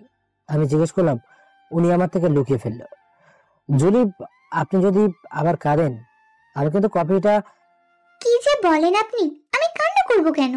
বুঝতে পারছি না ঠিক কি হচ্ছে। হয়তো উনি ফ্যামিলির জন্য কষ্ট পাচ্ছে। আচ্ছা, কাল তো শুক্রবার, কাল কোথাও ঘুরতে যাবেন? উনি মাথা নেড়ে আবার না উত্তর দিলেন। আচ্ছা, যদি কাল ত্রিশাল যাই, আপনার মামা বাড়ি। কথাটা শোনা মাত্রই জুলির চোখে মুখে কি আনন্দ বলে বোঝাতে পারবো না। আনন্দে আত্মহারা হয়ে ইশারায় বলল, সত্যি নিয়ে যাবেন আপনি? সত্যি নিয়ে যাব, কিন্তু একটা প্রবলেম। আমি আপনার সাথে কি পরিচয় যাব? এখন যে পরিচয়ে আছে ওখানেও সেই পরিচয়ে যাবেন? কিন্তু আপনার ফ্যামিলি থেকে প্রবলেম হবে না তো? না, আমার মামি অনেক ভালো। আচ্ছা ঠিক আছে, তাই হবে। কিন্তু আমুর কাছে শুনলাম আপনি নাকি দুপুরে খাননি। আপনিও তো খাননি। আচ্ছা, 9টা বাজে, খাবার বাড়ান, আমিও আসছি। রাতের খাবারকে আমি সোফায় বসে টিভি দেখছি। একটু পর উনি আমার পাশে এসে বসলেন। ওনার শরীর থেকে একটা মিষ্টি গন্ধ আমার নাকে আসছে। ইচ্ছে করছে জুলিকে নিয়ে হারিয়ে যাই কোনো এক অচেনা শহরে, যেখানে কেউ নেই, শুধু জুলি আর আমি। রাতের বেলা জুলির হাত ধরে সমুদ্রের পার হেঁটে বেড়াবো, এসব ভাবছিলাম। তখন হাতে কে যেন একটা চিমটি দিল। আমি সাথে সাথে চিল্লানি দিলাম। আমার চেঁচানো শুনে পাশের রুম থেকে আম্মু এসে বলল, কি হয়েছে তোর, এভাবে চিল্লাচ্ছিস কেন? না তেমন কিছু না, আসলে মশা কামড় দিয়েছিল তো, তাই আর কি। তোর তো শুধুই মশাই কামড়ায় না, পাশে তো ঝুলিও আছে, ওরা তো কামড়াচ্ছে না, শুধু ফাজলামি করা। যা শুতে যা, 12টা বাজতে যাচ্ছে। আচ্ছা ঠিক আছে আম্মু, তুমি যাও, আমরা একটু গল্প করব। একটু পর আম্মু চলে গেল। আমি সাথে সাথে জুলির দিকে অগ্নিদৃষ্টিতে তাকিয়ে আছি। উনি শুধু মিটমিটি করে আমার দিকে তাকিয়ে হাসছে। আমি ওনার দিকে এইভাবে তাকিয়ে আছি দেখে উনি ইশারায় বলল, কি ব্যাপার, এইভাবে আপনি আমার দিকে তাকিয়ে আছেন কেন? তাকিয়ে থাকা ছাড়া আর কি করবো? তার আগে আপনি বলুন, আমাকে চিমটি মারলেন কেন? আপনার জন্য আম্মু আমাকে বকা দিল। এরপর উনি আবার খাতায় লিখতে শুরু করলো। লেখা শেষ হলে খাতাটা আবার আমার হাতে দিল। সরি, কিছু মনে করবেন না। আপনি আমার দিকে একভাবে তাকিয়ে আছেন, তাই আমি একটু ফাজলামি করে চিমটি দিছি। আপনার কি খুব বেশি লেগেছে কি? আসলে আমি বুঝতে পারিনি যে আপনার এতটা লেগে যাবে। আরে না, আমার বেশি লাগেনি। হঠাৎ করে চিমটি দিয়েছেন বলে একটু ভয় পেয়ে গেছিলাম। কেন? না, ভাবলাম কোনো পোকামাকড় কামড় দিচ্ছে নাকি। আচ্ছা জুলি, 12:30 বাজছে, রুমে চলুন, না হলে আব্বু আম্মু রাগ করবে। চলুন। আর এদিকে সারা দিন ধরে জুলিকে খুঁজে না পেয়ে রাত 2টোর দিকে এক পর্যায়ে হতাশা চেহারা নিয়ে বাসায় আসলেন রহিম সাহেব। ওনাকে এইভাবে হতাশ লাগছে দেখে জুলির চাচি প্রশ্ন করল, কি ব্যাপার, তোমার মুখ এরকম দেখাচ্ছে কেন? জুলির কি কোনো খোঁজ পাওনি তাহলে? কি হলো, কিছু বলছো না কেন? না, ওদের কোনো খোঁজ পেলাম না। কোথায় থাকে তাও জানি না। তোমার কথা হয়তো ঠিক, ও পালিয়ে ওর নানু বাড়ি গেছে আর ওখান থেকে ওকে বিয়ে দিয়েছে মনে হয়। বুঝলাম। এখন কি করব বলো? সামান্য কিছু টাকার জন্য কি এইগুলো করা ঠিক হবে? এর থেকে ভালো হবে ওই ব্যক্তির টাকা সব দিয়ে দাও। তোমার ব্যবসা করা লাগবে না, ওনার টাকা দিয়ে দাও। দেখো, তোমাকে আমি আগেই বলেছি, এখনো বলছি, এইসব কথা আমার সামনে বলবা না। এত দরদ দেখাবো কেন ওর জন্য? ও কি আমার নিজের মেয়ে নাকি যে দরদ দেখাবো? তাহলে এখন কি করতে চাচ্ছ তুমি? ওই লোক তোমাকে 7 দিন সময় দিচ্ছে, আজ 3 দিন পার হতে যাচ্ছে। পরবর্তীতে টাকা বা জুলি দুইটার একটাও যদি না দিতে পারো, তাহলে বুঝতেই পারছো কি হতে পারি। কি হবে? কিছু হবে না, এখনো 3 দিন আছে। এর মধ্যে কিছু একটা করব। আমি কাল ওর নানু বাড়ি যাব, তারপর ওই ছেলের ঠিকানা জোগাড় করে ওদের বাড়ি গিয়ে জুলিকে জোর করে নিয়ে আসব। ওদের যদি বিয়ে দিয়ে দেয় তাহলে তো তোমার কিছু করার নেই, তখন কি হবে? ওরা যদি বলে তুমিও ওদের না জানিয়ে জুলিকে জোর করে বিয়ে দিয়ে দিয়েছ, তখন কি করবা? তোমার মাথায় কি ভালো কথা আসে না? দরকার হলে ওই ছেলেকে খুন করে আমি জুলিকে নিয়ে আসব। তুমি কি পাগল হয়ে গেছো? সামান্য কয়েকটা টাকার জন্য তুমি সারা দিন এইভাবে দৌড়াদৌড়ি করছো? জুলির সবকিছু, সব টাকা পয়সা তো আমরা নিয়েছি, তারপর তো লোভ কেন তোমার? আর একটা কথা বললে কপালে দুঃখ আছে। যা, এখন আমার খেতে দে, যা, সামনে থেকে সর, আর কাল সকালে আমাকে তাড়াতাড়ি ডেকে দিবি। এরপর জুলির চাচি আর কোনো কথা না বলে খাবার বেড়ে দিয়ে রুমে চলে আসলো। পরের দিন সকালে উঠে দেখি জুলি আয়নার সামনে দাঁড়িয়ে আছে, কিন্তু পিঠের দিকে ব্লাউজের লাস্ট বোতামটা লাগাতে পারছে না। আমি একটু পর উঠে লাস্ট বোতামটা লাগিয়ে দিলাম। আমার হাতের স্পর্শ পেয়ে উনি চমকে উঠে তাড়াতাড়ি আমার দিকে তাকালেন। আসলে এই কাজটা করা আমার ঠিক হলো না, কিন্তু আপনি লাগাতে পারছিলেন না বলে আমি হেল্প করলাম, প্লিজ কিছু মনে করবেন না। আপনার এই নীরবতা কিন্তু বলে দিচ্ছে যে আপনি আমার উপর রাগ করে আছেন। এরপর উনি আর আমার কথার কোনো উত্তর না দিয়ে চেয়ার টেনে টেবিলে বসে কি যেন লিখতে থাকলো। লেখা শেষ করে খাতাটা আমার হাতে দিল। আচ্ছা, আপনি এত বকবক করেন কেন? আমি কি বলেছিলাম যে রাগ করছি? 10টা বাজতে যাচ্ছে, তাড়াতাড়ি রেডি হন, আমি আপনার জন্য নাস্তা বানাতে গেলাম। কি ব্যাপার, আপনি দেখি খুব এক্সাইটেড যাওয়ার জন্য? তা তো হবই, আপনি তাড়াতাড়ি গোসল করতে যান। এরপর আমাকে ধাক্কা দিতে দিতে বাথরুমে পাঠালো। তারপর শাওয়ার শেষ করে সকালে নাস্তা করে আম্মু আব্বুর কাছ থেকে বিদায় নিয়ে ত্রিশালের উদ্দেশ্যে রওনা দিলাম। গাড়িতে ওঠার পর দুজনের মধ্যে নীরবতা কাজ করছে। আমিও গাড়ি ড্রাইভ করছি আর জুলিও বাইরের দিকে তাকিয়ে আছে। আমি মাঝে মাঝে ওনার দিকে তাকাচ্ছি, খুব ভাব ওনার। আমি বারবার ওনার সাথে কথা বলি আর উনি চুপচাপ বসে থাকেন। কিন্তু জুলিকে ব্লু কালারের শাড়ি আর ব্ল্যাক কালারের ম্যাচিং করা ব্লাউজে অসম্ভব সুন্দর লাগছে। আর এদিকে জুলি মনে মনে ভাবছে, কি হলো ওনার? অন্যদিন তো সব সময় কথা বলে, আজ কি হলো? ওনার সকালের কথায় কি কষ্ট পেয়েছেন নাকি? আচ্ছা, আমি তো তেমন কিছুই ওনাকে বলিনি। অন্যদিন 3 পিস পরলে সুন্দর না দেখালেও আপনাকে অনেক সুন্দর লাগছে, আর আজ এত কষ্ট করে শাড়ি পরে বসে আছি, কিছুই বলছে না। ইডিয়েট একটা। না, এই হাদারামটা মনে হয় ভাবছে আমি এখনো ওনার উপর রাগ করে আছি। না, আমাকে আগে কথা বলতে হবে। এদিকে আমি গাড়ি চালিয়ে যাচ্ছি। একটু পর উনি আমার হাতে চিমটি দিল। আমি জুলির দিকে তাকালে উনি ইশারায় বললেন, আমাকে কেমন দেখাচ্ছে? আমি গাড়িটা একটু সাইড করে দাঁড়িয়ে জুলির দিকে অপলক দৃষ্টিতে শুধু তাকিয়ে আছি। আমি এইভাবে তাকিয়ে আছি দেখে উনি আবারও ইশারায় বলল, কি হলো, এভাবে তাকিয়ে আছেন কেন? বলুন আমাকে কেমন লাগছে? সুন্দর, অনেক সুন্দর লাগছে। থাক, আর ঢপ দিতে হবে না, আমি জানি একদম বাজে দেখাচ্ছে। আরে না, আমি সত্যি বলছি, অনেক সুন্দর দেখাচ্ছে। বুঝলাম। তাই এখানে কেন গাড়ি থামালেন? তেমন কিছুই না, এমনি একটু দাঁড় করালাম। এখানকার বাইরের পরিবেশটা অনেক সুন্দর, তাই। আর আপনি কিছু খাবেন? আইসক্রিম? এই ঠান্ডার মধ্যে আপনি আইসক্রিম খাবেন? আপনার তো ঠান্ডা লেগে যাবে। থাক, আমার লাগবে না। আচ্ছা, আপনি এত রাগ করেন কেন? আমি কোনো রাগ করিনি। আচ্ছা বাবা, সরি, আমার ভুল হয়ে গেছে, আর হবে না। আপনি এখানে বসুন, আমি নিয়ে আসছি, কিন্তু আপনি গাড়ি থেকে নামবেন না। এই বলে আমি গাড়ি থেকে নেমে কনফেকশনারির দোকান খুঁজতে লাগলাম, কিন্তু কাছে কিনারে কোনো দোকান দেখতে পেলাম না। তাই বাধ্য হয়ে আবার গাড়ির দিকে ব্যাক করলাম। ওখানে গিয়ে দেখি আরেক ঘটনা, ঝুলি গাড়িতে নেই, আশেপাশেও নেই। কি হবে এখন? ওনার কাছে তো কোনো ফোনও নেই, খুঁজবো কিভাবে ওনাকে? জুলির আবার কোনো বিপদ হলো না তো?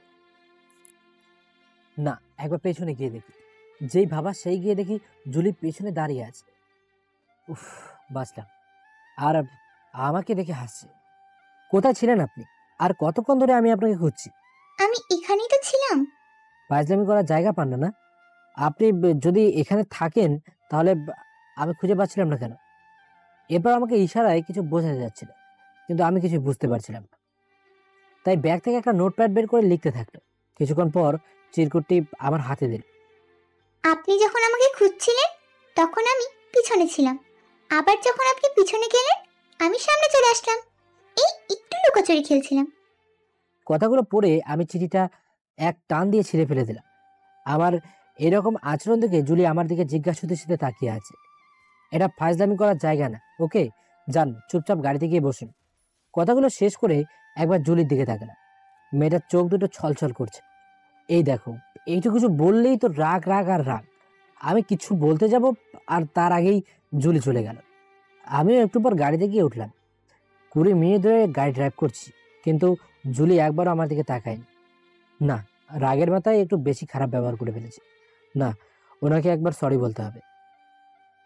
জুলি, আসলে তখন রাগের মাথায় একটু বেশি খারাপ ব্যবহার করে ফেলেছি, প্লিজ কিছু মনে করবেন না। আমি ইচ্ছে করে বলতে চাইনি। I am really sorry Julie. আমি আর কোনো কথা না বলে নিজের মতো গাড়ি চালাতে থাকলাম। আর এদিকে জুলির চাচা রহিম সাহেব জুলির নানু বাড়িতে প্রবেশ করলেন। বাসার কলিং বেল বাজাতেই কাজের মেয়ে এসে দরজা খুলে দিল আর ভেতরে আস্তে আস্তে বলল, আরে ভাবি, কি খবর আপনাদের? সব ঠিক আছে তো? জি ভাই, আল্লাহর রহমতে অনেক ভালো আছি। আপনার কি খবর? আরে রাখেন আপনার খবর। জুলিকে ভালো ফ্যামিলিতে বিয়ে দিয়ে মোটা অঙ্কের দেনমোহর আদায় করে কি ফ্ল্যাটের 5 তলা কমপ্লিট করেছেন? কি সব বলছেন ভাই? আমি জুলিকে বিয়ে দিতে যাব কেন? আর জুলির সাথে তো 6 মাস হয় দেখাই হয় না, আর আপনি তো ওকে নিয়ে গিয়েছিলেন। থাক ভাবি, আর মিথ্যা কথা বলবেন না। চুপচাপ ওই ছেলের ফ্যামিলির ঠিকানা বলেন। আরে আজব তো, আপনি কি বলছেন? কিছুই বুঝতে পারছি না। আর আপনাদের মত না নিয়ে বিয়ে দিতে যাব কেন? তাহলে আপনার ভাগ্নি বিয়ের রাতে কোথায় গেল? কিছুদিন আগে আমার এক পরিচিত লোক ওকে এক ছেলের সাথে ঘুরতে দেখেছে। তাহলে বলুন এই ছেলেটাকে, আর চুপচাপ ঠিকানা দিন। না হয় জোর করে বিয়ে দেওয়ার অভিযোগে আপনাদের নামে থানায় রিপোর্ট দিব। আপনার সাথে অনেক ভালো ব্যবহার করছি, আর না, আমার বাসা থেকে চুপচাপ বেরিয়ে যান, আর রিপোর্ট আমরাই দিব, আমাদের না জানিয়ে আমার ভাগ্নিকে বিয়ে দেওয়ার অভিযোগে। ঠিক আছে, আজকে আমি চলে যাচ্ছি, কিন্তু এই শেষ দেখে ছাড়বো। এই বলে রহিম সাহেব বাসা ত্যাগ করলো।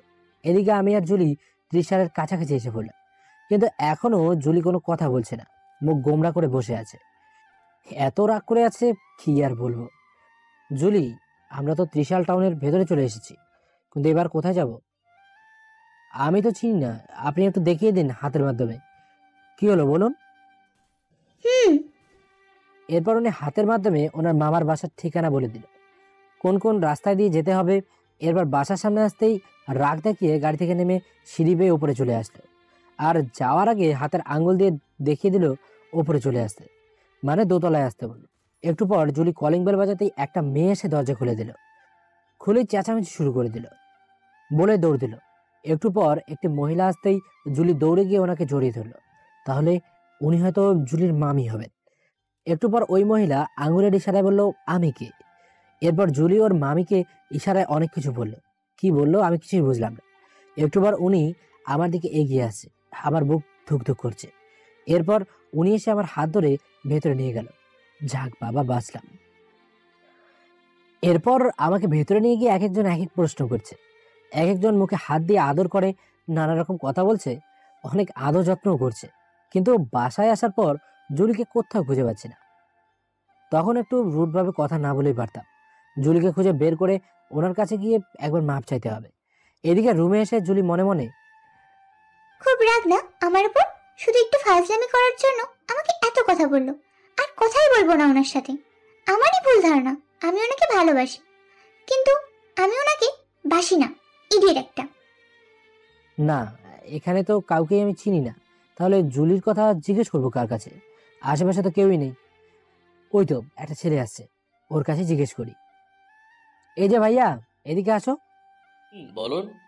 আচ্ছা তোমার নাম কি? আর জুলি তোমার কি হয়? আমার নাম ইয়াসিন আহমেদ, আর জলির আমার আব্বু হয়। তাহলে তো তুমি জানো তোমার আপু কোথায়? না, আমি জানি না তো। আচ্ছা তাহলে তুমি তোমার আপুর রুমে নিয়ে চলো আমাকে। চলুন। এরপর পিচ্চিটা আমাকে জুলির রুমের কাছে নিয়ে গেল। যাওয়ার সময় জুলির ব্যাপারে কিছু কথা জিজ্ঞেস করছিলাম ওর কাছে, কিন্তু পিচ্চিটা যা যা বললো তার সম্পর্কে আমি একটুও মিল পেলাম না। এইসব কথা বলতে বলতে জুলির রুমের কাছে এসে পিচ্চিটা দৌড় দিল। আমি রুমের দরজায় নক করলাম, কিন্তু দরজা খোলা, আর ভেতরে থেকে সারা শব্দ পেলাম না। তাই বাধ্য হয়ে ভেতরে ঢুকলাম। ভেতরে ঢুকে দেখি কেউ নেই।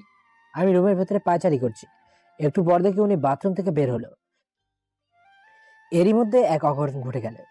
বাথরুম থেকে বেরিয়ে ফ্লোরে পানি বা তেল জাতীয় কিছু তেল, তাতে পা স্লিপ কেটে উনি পড়ে যেতে লাগলেন। আমি গিয়ে ওনাকে ধরলাম। দুইজন দুজনের চোখের দিকে অপলক দৃষ্টিতে তাকিয়ে আছি। একটু পর কারো রুমে আসার শব্দে উনি আমার থেকে ওনাকে ছাড়িয়ে নিলেন। তুই যা, আমি আসছি বলে মেয়েটা রুম থেকে বেরিয়ে গেল। আমি জুলিকে কিছু বলতে যাব, তার আগে উনি রুম থেকে বেরিয়ে গেলেন। আমি আর কি করব, চুপচাপ সোফায় বসে ফেসবুকিং করছি। একটু পর হঠাৎ জুলির গোঙানির প্লাস হালকা হাসি শব্দ শোনা যাচ্ছে। কোথা থেকে শব্দটা আসছে ঠিক বুঝতে পারছি না। এরপর মনে হলো নিচ থেকে শব্দগুলো শোনা যাচ্ছে। আমি উঠে ব্যালকনিতে গিয়ে দেখি জুলি একটা ছেলের সাথে দাঁড়িয়ে হেসে হেসে কি যেন কথা বলছে। একটু আগে যে মেয়েটা এসেছিল জুলিকে ডাকতে, ওই মেয়েটা ওখানে আছে। কি কথা বলছে ওরা? ওই ছেলেটার সাথে জুলির কথা বলতে দেখে আমার কিছুটা মেজাজ খারাপ হয়ে যাচ্ছে। কি এত কথা বলছে ওর সাথে? একটু পর আমি আমার ধারণাটা পাল্টে ফেললাম, হয়তো ওর কোনো ভাই হবে। একটু পর জুলির মামি এসে আমাকে বলল, আব্বু খেতে আস, কখন থেকে না খেয়ে আছো, যাও ফ্রেশ হয়ে খেতে আসো। আন্টি জুলি কোথায়? ও খাবে না এখন? জুলি ওর বান্ধবীদের অনেকদিন দেখে না, হয়তো কথা বলতে গেছে। কিন্তু ওকে তো দেখলাম নিচে একটা ছেলের সাথে কথা বলছে। কে ওই ছেলেটা?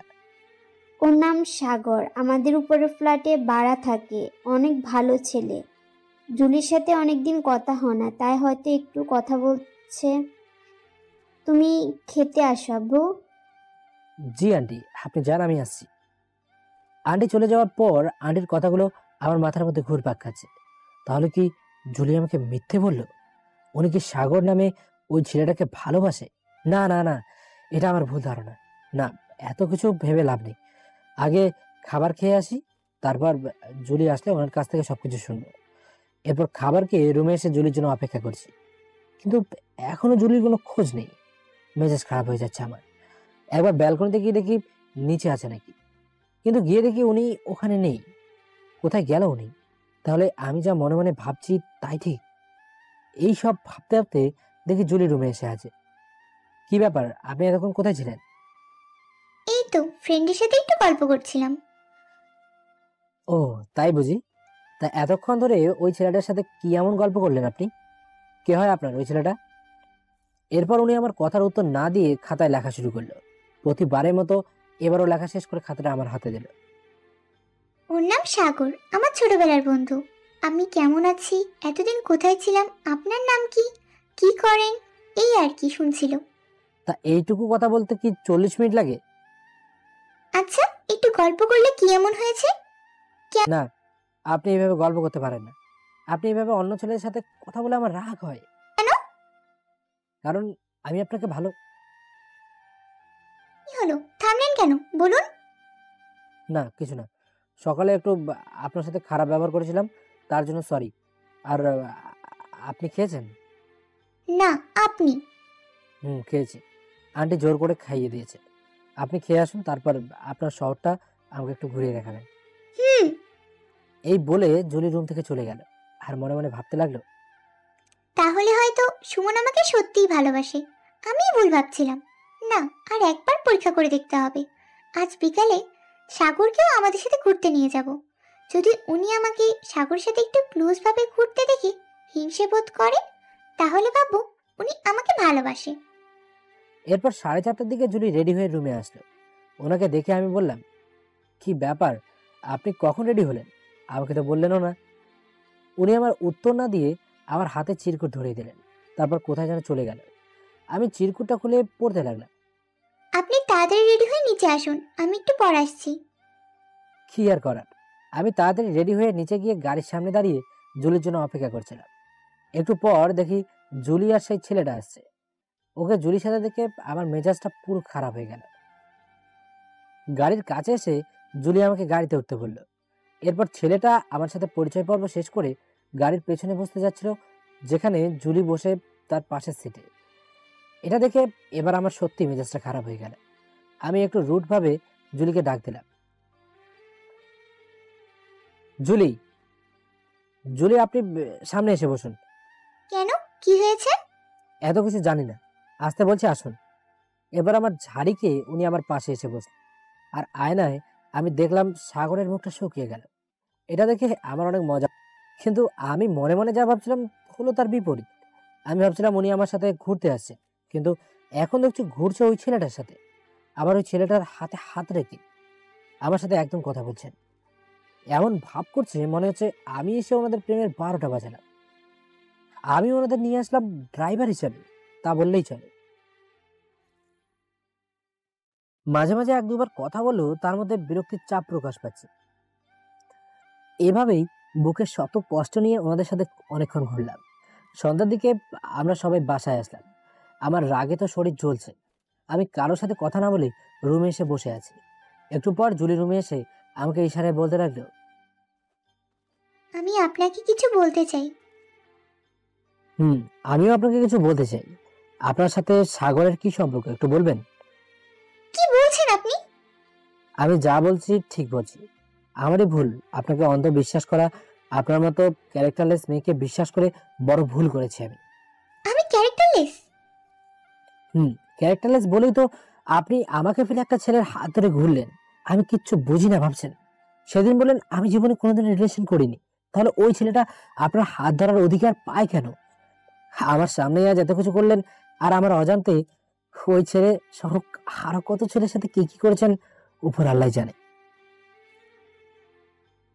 এবার আমাকে আর কোনো কথার উত্তর না দিয়ে আবার খাতা নিয়ে লেখা শুরু করলেন। লেখা শেষ হলে খাতাটা আমার হাতে দিল। তখন থেকে আপনি আমার নামে যা নয় তা বলে যাচ্ছেন। কি ভাবছেন নিজেকে? আমাকে ক্যারেক্টারলেস বলার আগে নিজের ক্যারেক্টার দেখুন। আপনিও অন্যান্য মানুষের মতো আমাকে নিয়ে কথা বলবেন আমার জানা ছিল। আমি কি হই আপনার যে আমার সম্পর্কে এত কিছু বলছেন? সত্যি আমি ভুলে গিয়েছিলাম আমি কে হই আপনার। আমি তো আপনার ফ্রেন্ড হই শুধু। আমারই ভুল আপনার সম্পর্কে বেশি ভাবা। আর ভাববো না, কথা দিলাম। আপনার বন্ধু যখন বন্ধুর মতোই থাকবো। এই বলে রুম থেকে বেরিয়ে গেলাম। কিন্তু বাসা থেকে আবার বের হতে হলো। আন্টি আর জুলির মামাতো বোনেরা আমাকে নিয়ে ওদের এক রিলেটিভের বাসায় গেল। জুলি যেন সন্দেহ না করে এই জন্য নিজেকে স্বাভাবিক রেখে বুকে হাজার কষ্ট নিয়ে ওদের সাথে গেলাম। রাত 9টার দিকে বাসায় এসে রুমে চলে আসলাম। এর মধ্যে জুলি আমার সাথে অনেক কথা বলার চেষ্টা করেছে, কিন্তু আমি ওকে বলার সুযোগ দেইনি। রুমে এসে কোনো কথা না বলে জুলি, ওনার মামি, জুলির বোন সবাই আমাকে রাতে খাওয়ার জন্য অনুরোধ করলো, কিন্তু আমি জেদ করে না খেয়েই ঘুমিয়ে পড়লাম। পরের দিন সকালে ঝিকঝিক শব্দে ঘুম ভেঙে গেল। আমি তাড়াতাড়ি উঠে দেখি উনি আমার কানের কাছে নিজের হাত নাড়াচ্ছে, আর হাতে থাকা চুড়িগুলো থেকে ওই শব্দগুলো হচ্ছে। আমার মেজাজটা পুরোপুরি গরম হয়ে গেল। কি হচ্ছে এগুলো? সবসময় ফাজলামি না। ফাজলামি করার ইচ্ছে হলে আপনি কোথাও গিয়ে করবেন, আমার সাথে না। অসহ্য। আমি এইটুকু বলে সোজা বাথরুমে চলে গেলাম। গোসল শেষে বাথরুম থেকে বেরিয়ে এসে দেখি উনি শাড়ি পরে রেডি। আমি আর কিছু বললাম না, আমিও ড্রেস পরে বাইরে বেরোলাম। সামনের দিকে আন্টি আর ওনার মেয়ে দাঁড়িয়ে আছে। কি ব্যাপার আব্বু, কি হয়েছে তোমার? কাল তো ওখান থেকে ঘুরে এসে শুয়ে পড়লে, আর কাল রাত থেকে না খেয়ে আছো। আমাদের কোনো কথাই কষ্ট পেয়েছো কি? আন্টির কথা শুনে আমি কিছুক্ষণ চুপ করে থেকে ভাবলাম, না, কাল রাতে ওনাদের সাথে অনেকটাই খারাপ ব্যবহার করেছি। এখনও যদি রাগ দেখাই তাহলে ওনাদের আবার ছোট করব, আর ওনারা জুলিকে সন্দেহ করবে। একটু আমি হেসে বললাম, আরে আন্টি, কি যে বলেন, আমি কেন রাগ করবো? আসলে কাল রাতে একটু মাথা ব্যথা করছিল, তাই শুয়ে পড়েছিলাম। কিন্তু আজ আপনার হাতে রান্না খাবো, অনেক ক্ষুধা লাগছে। কই দিন তো। অবশ্যই খাবে। আমি খাবার রেডি করছি, তুমি এসো। জুলি, তুইও খেতে আয় আম্মু। এরপর সকালের খাবার খেয়ে ওনাদের সবাইকে বিদায় জানিয়ে আমরা আমাদের বাসার উদ্দেশ্যে রওনা দিলাম। গাড়ি ড্রাইভ করছি আর মনে মনে ভাবছি, না, এবার থেকে জুলির জন্য আর বেশি বেশি ভাববো না। ওনার একটা চাকরি জোগাড় করে দেবো, আর আব্বু আম্মুকে আজ গিয়ে সব সত্যি কথা বলে দেবো। ঠিক এমন সময় জুলি আমার হাতের ওপর হাতটা রাখলো। আমি একটানে হাতটা সরিয়ে নিয়ে নিজের মতো ড্রাইভ করতে লাগলাম। আর অন্যদিকে জুলি মনে মনে, এত রাগ ওনার আমার উপর, আমি যে কেন ওনাকে চড় মারতে গেলাম, আমার ভুলের জন্য আজ এমনটা হলো। ধুর, আর ভাল লাগে না। বাসায় গিয়ে ওনার রাগ আমি যেভাবেই হোক ভাঙবো। বিকেলের দিকে বাসায় চলে আসলাম। আমাদের দেখে আম্মু নিচে চলে আসলো। এরপর জুলিকে নিয়ে উপরে চলে আসলো। এমন আদর করছে যেন নিজের আপন বৌমা। আমি মনে মনে ভাবলাম, এত কিছু ভেবো না আম্মু, উনি আমার কেউই হয় না। যেদিন সত্যিটা জানবে সেদিন যে কি করবে আমাকে আল্লাহ জানে। আমি রুমে এসে দেখি উনি ড্রেস চেঞ্জ করছে। আমি আব্বু আম্মুর সাথে কথা বলে রুমে এসে দেখি উনি আমার দিকে একটা চিরকুট দিল। আমি সাথে সাথে ছিঁড়ে ফেললাম আর বাথরুমে গিয়ে ফ্রেশ হয়ে একটু পর আবার বাইরের দিকে রওনা হলাম। যাওয়ার আগে জুলি আমার হাত ধরে আমাকে আটকানোর চেষ্টা করছিল, কিন্তু আমি জোর করে বাড়ি থেকে বেরিয়ে গেলাম। বেরিয়ে যাওয়ার আগে ওনার কান্নামাখা মুখটা বারবার ভেসে উঠছিল। আমি ওনার কথা বাদ দিয়ে বন্ধুদের সাথে আড্ডা মারতে চলে গেলাম। আর এদিকে জুলির চোখ দিয়ে অজস্র পানি পড়ে চলেছে। কাল যে কেন রাগের মাথায় ওনাকে চড় মারতে গেলাম। না, যেভাবেই হোক ওনার সাথে আমার কথা বলতে হবে। রাত 10টার দিকে ফ্রেন্ডের সাথে আড্ডা শেষে বাসার উদ্দেশ্যে রওনা হলাম। এখানে মন কিছুটা হালকা হয়েছে। কিছুক্ষণ পর বাসায় এসে কলিং বেল বাজাতে জুলি এসে দরজা খুলে দিল।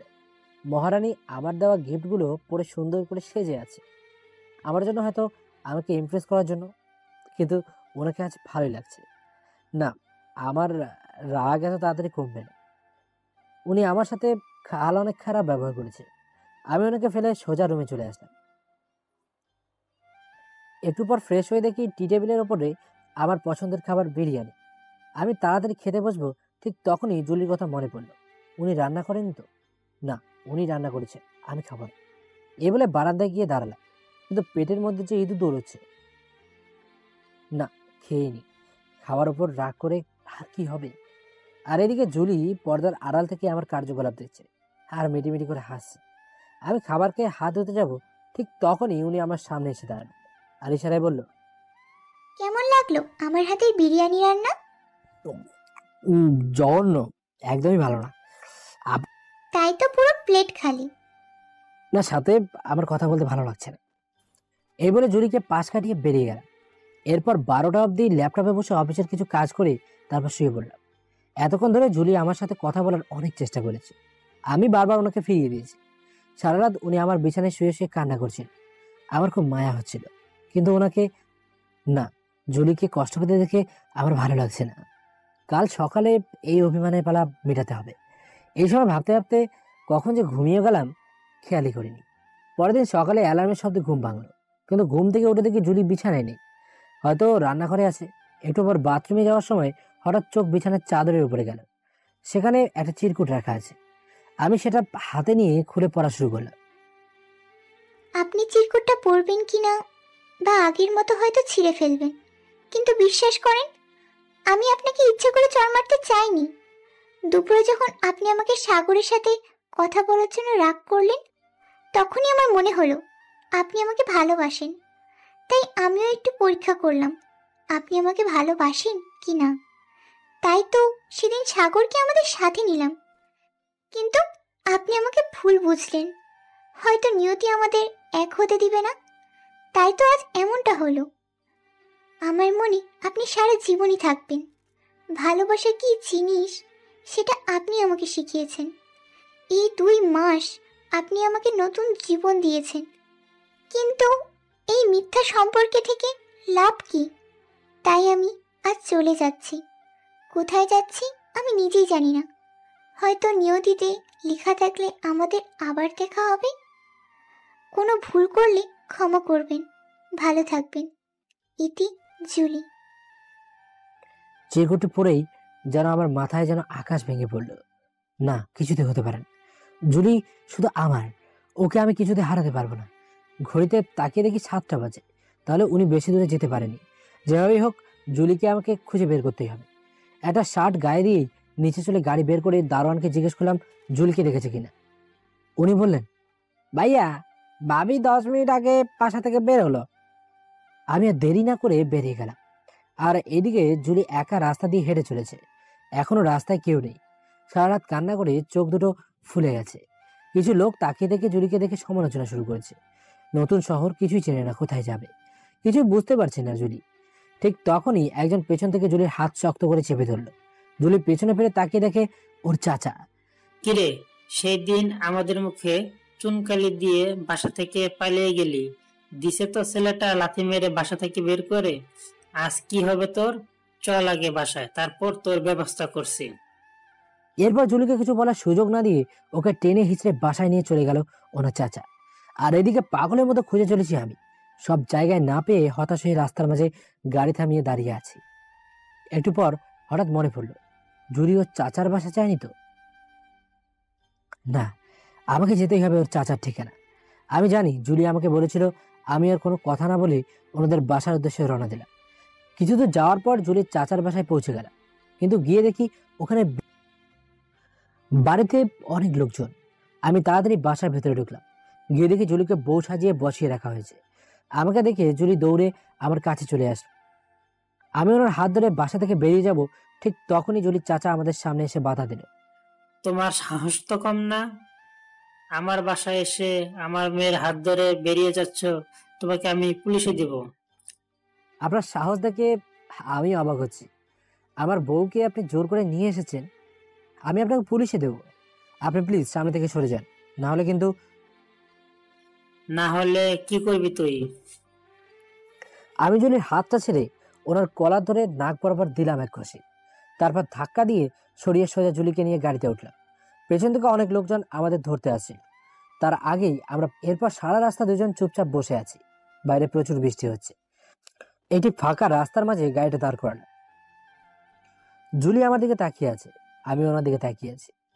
এরপর আস্তে করে ওনার একটা হাত আমি ধরলাম, কিন্তু উনি সাথে সাথে আমার হাত ছাড়িয়ে নিল আর গাড়ি থেকে নেমে বৃষ্টির মধ্যে দাঁড়িয়ে আছে। আমিও একটু পর নেমে ওনার পেছনে গিয়ে আবারও ওনার হাত ধরলাম।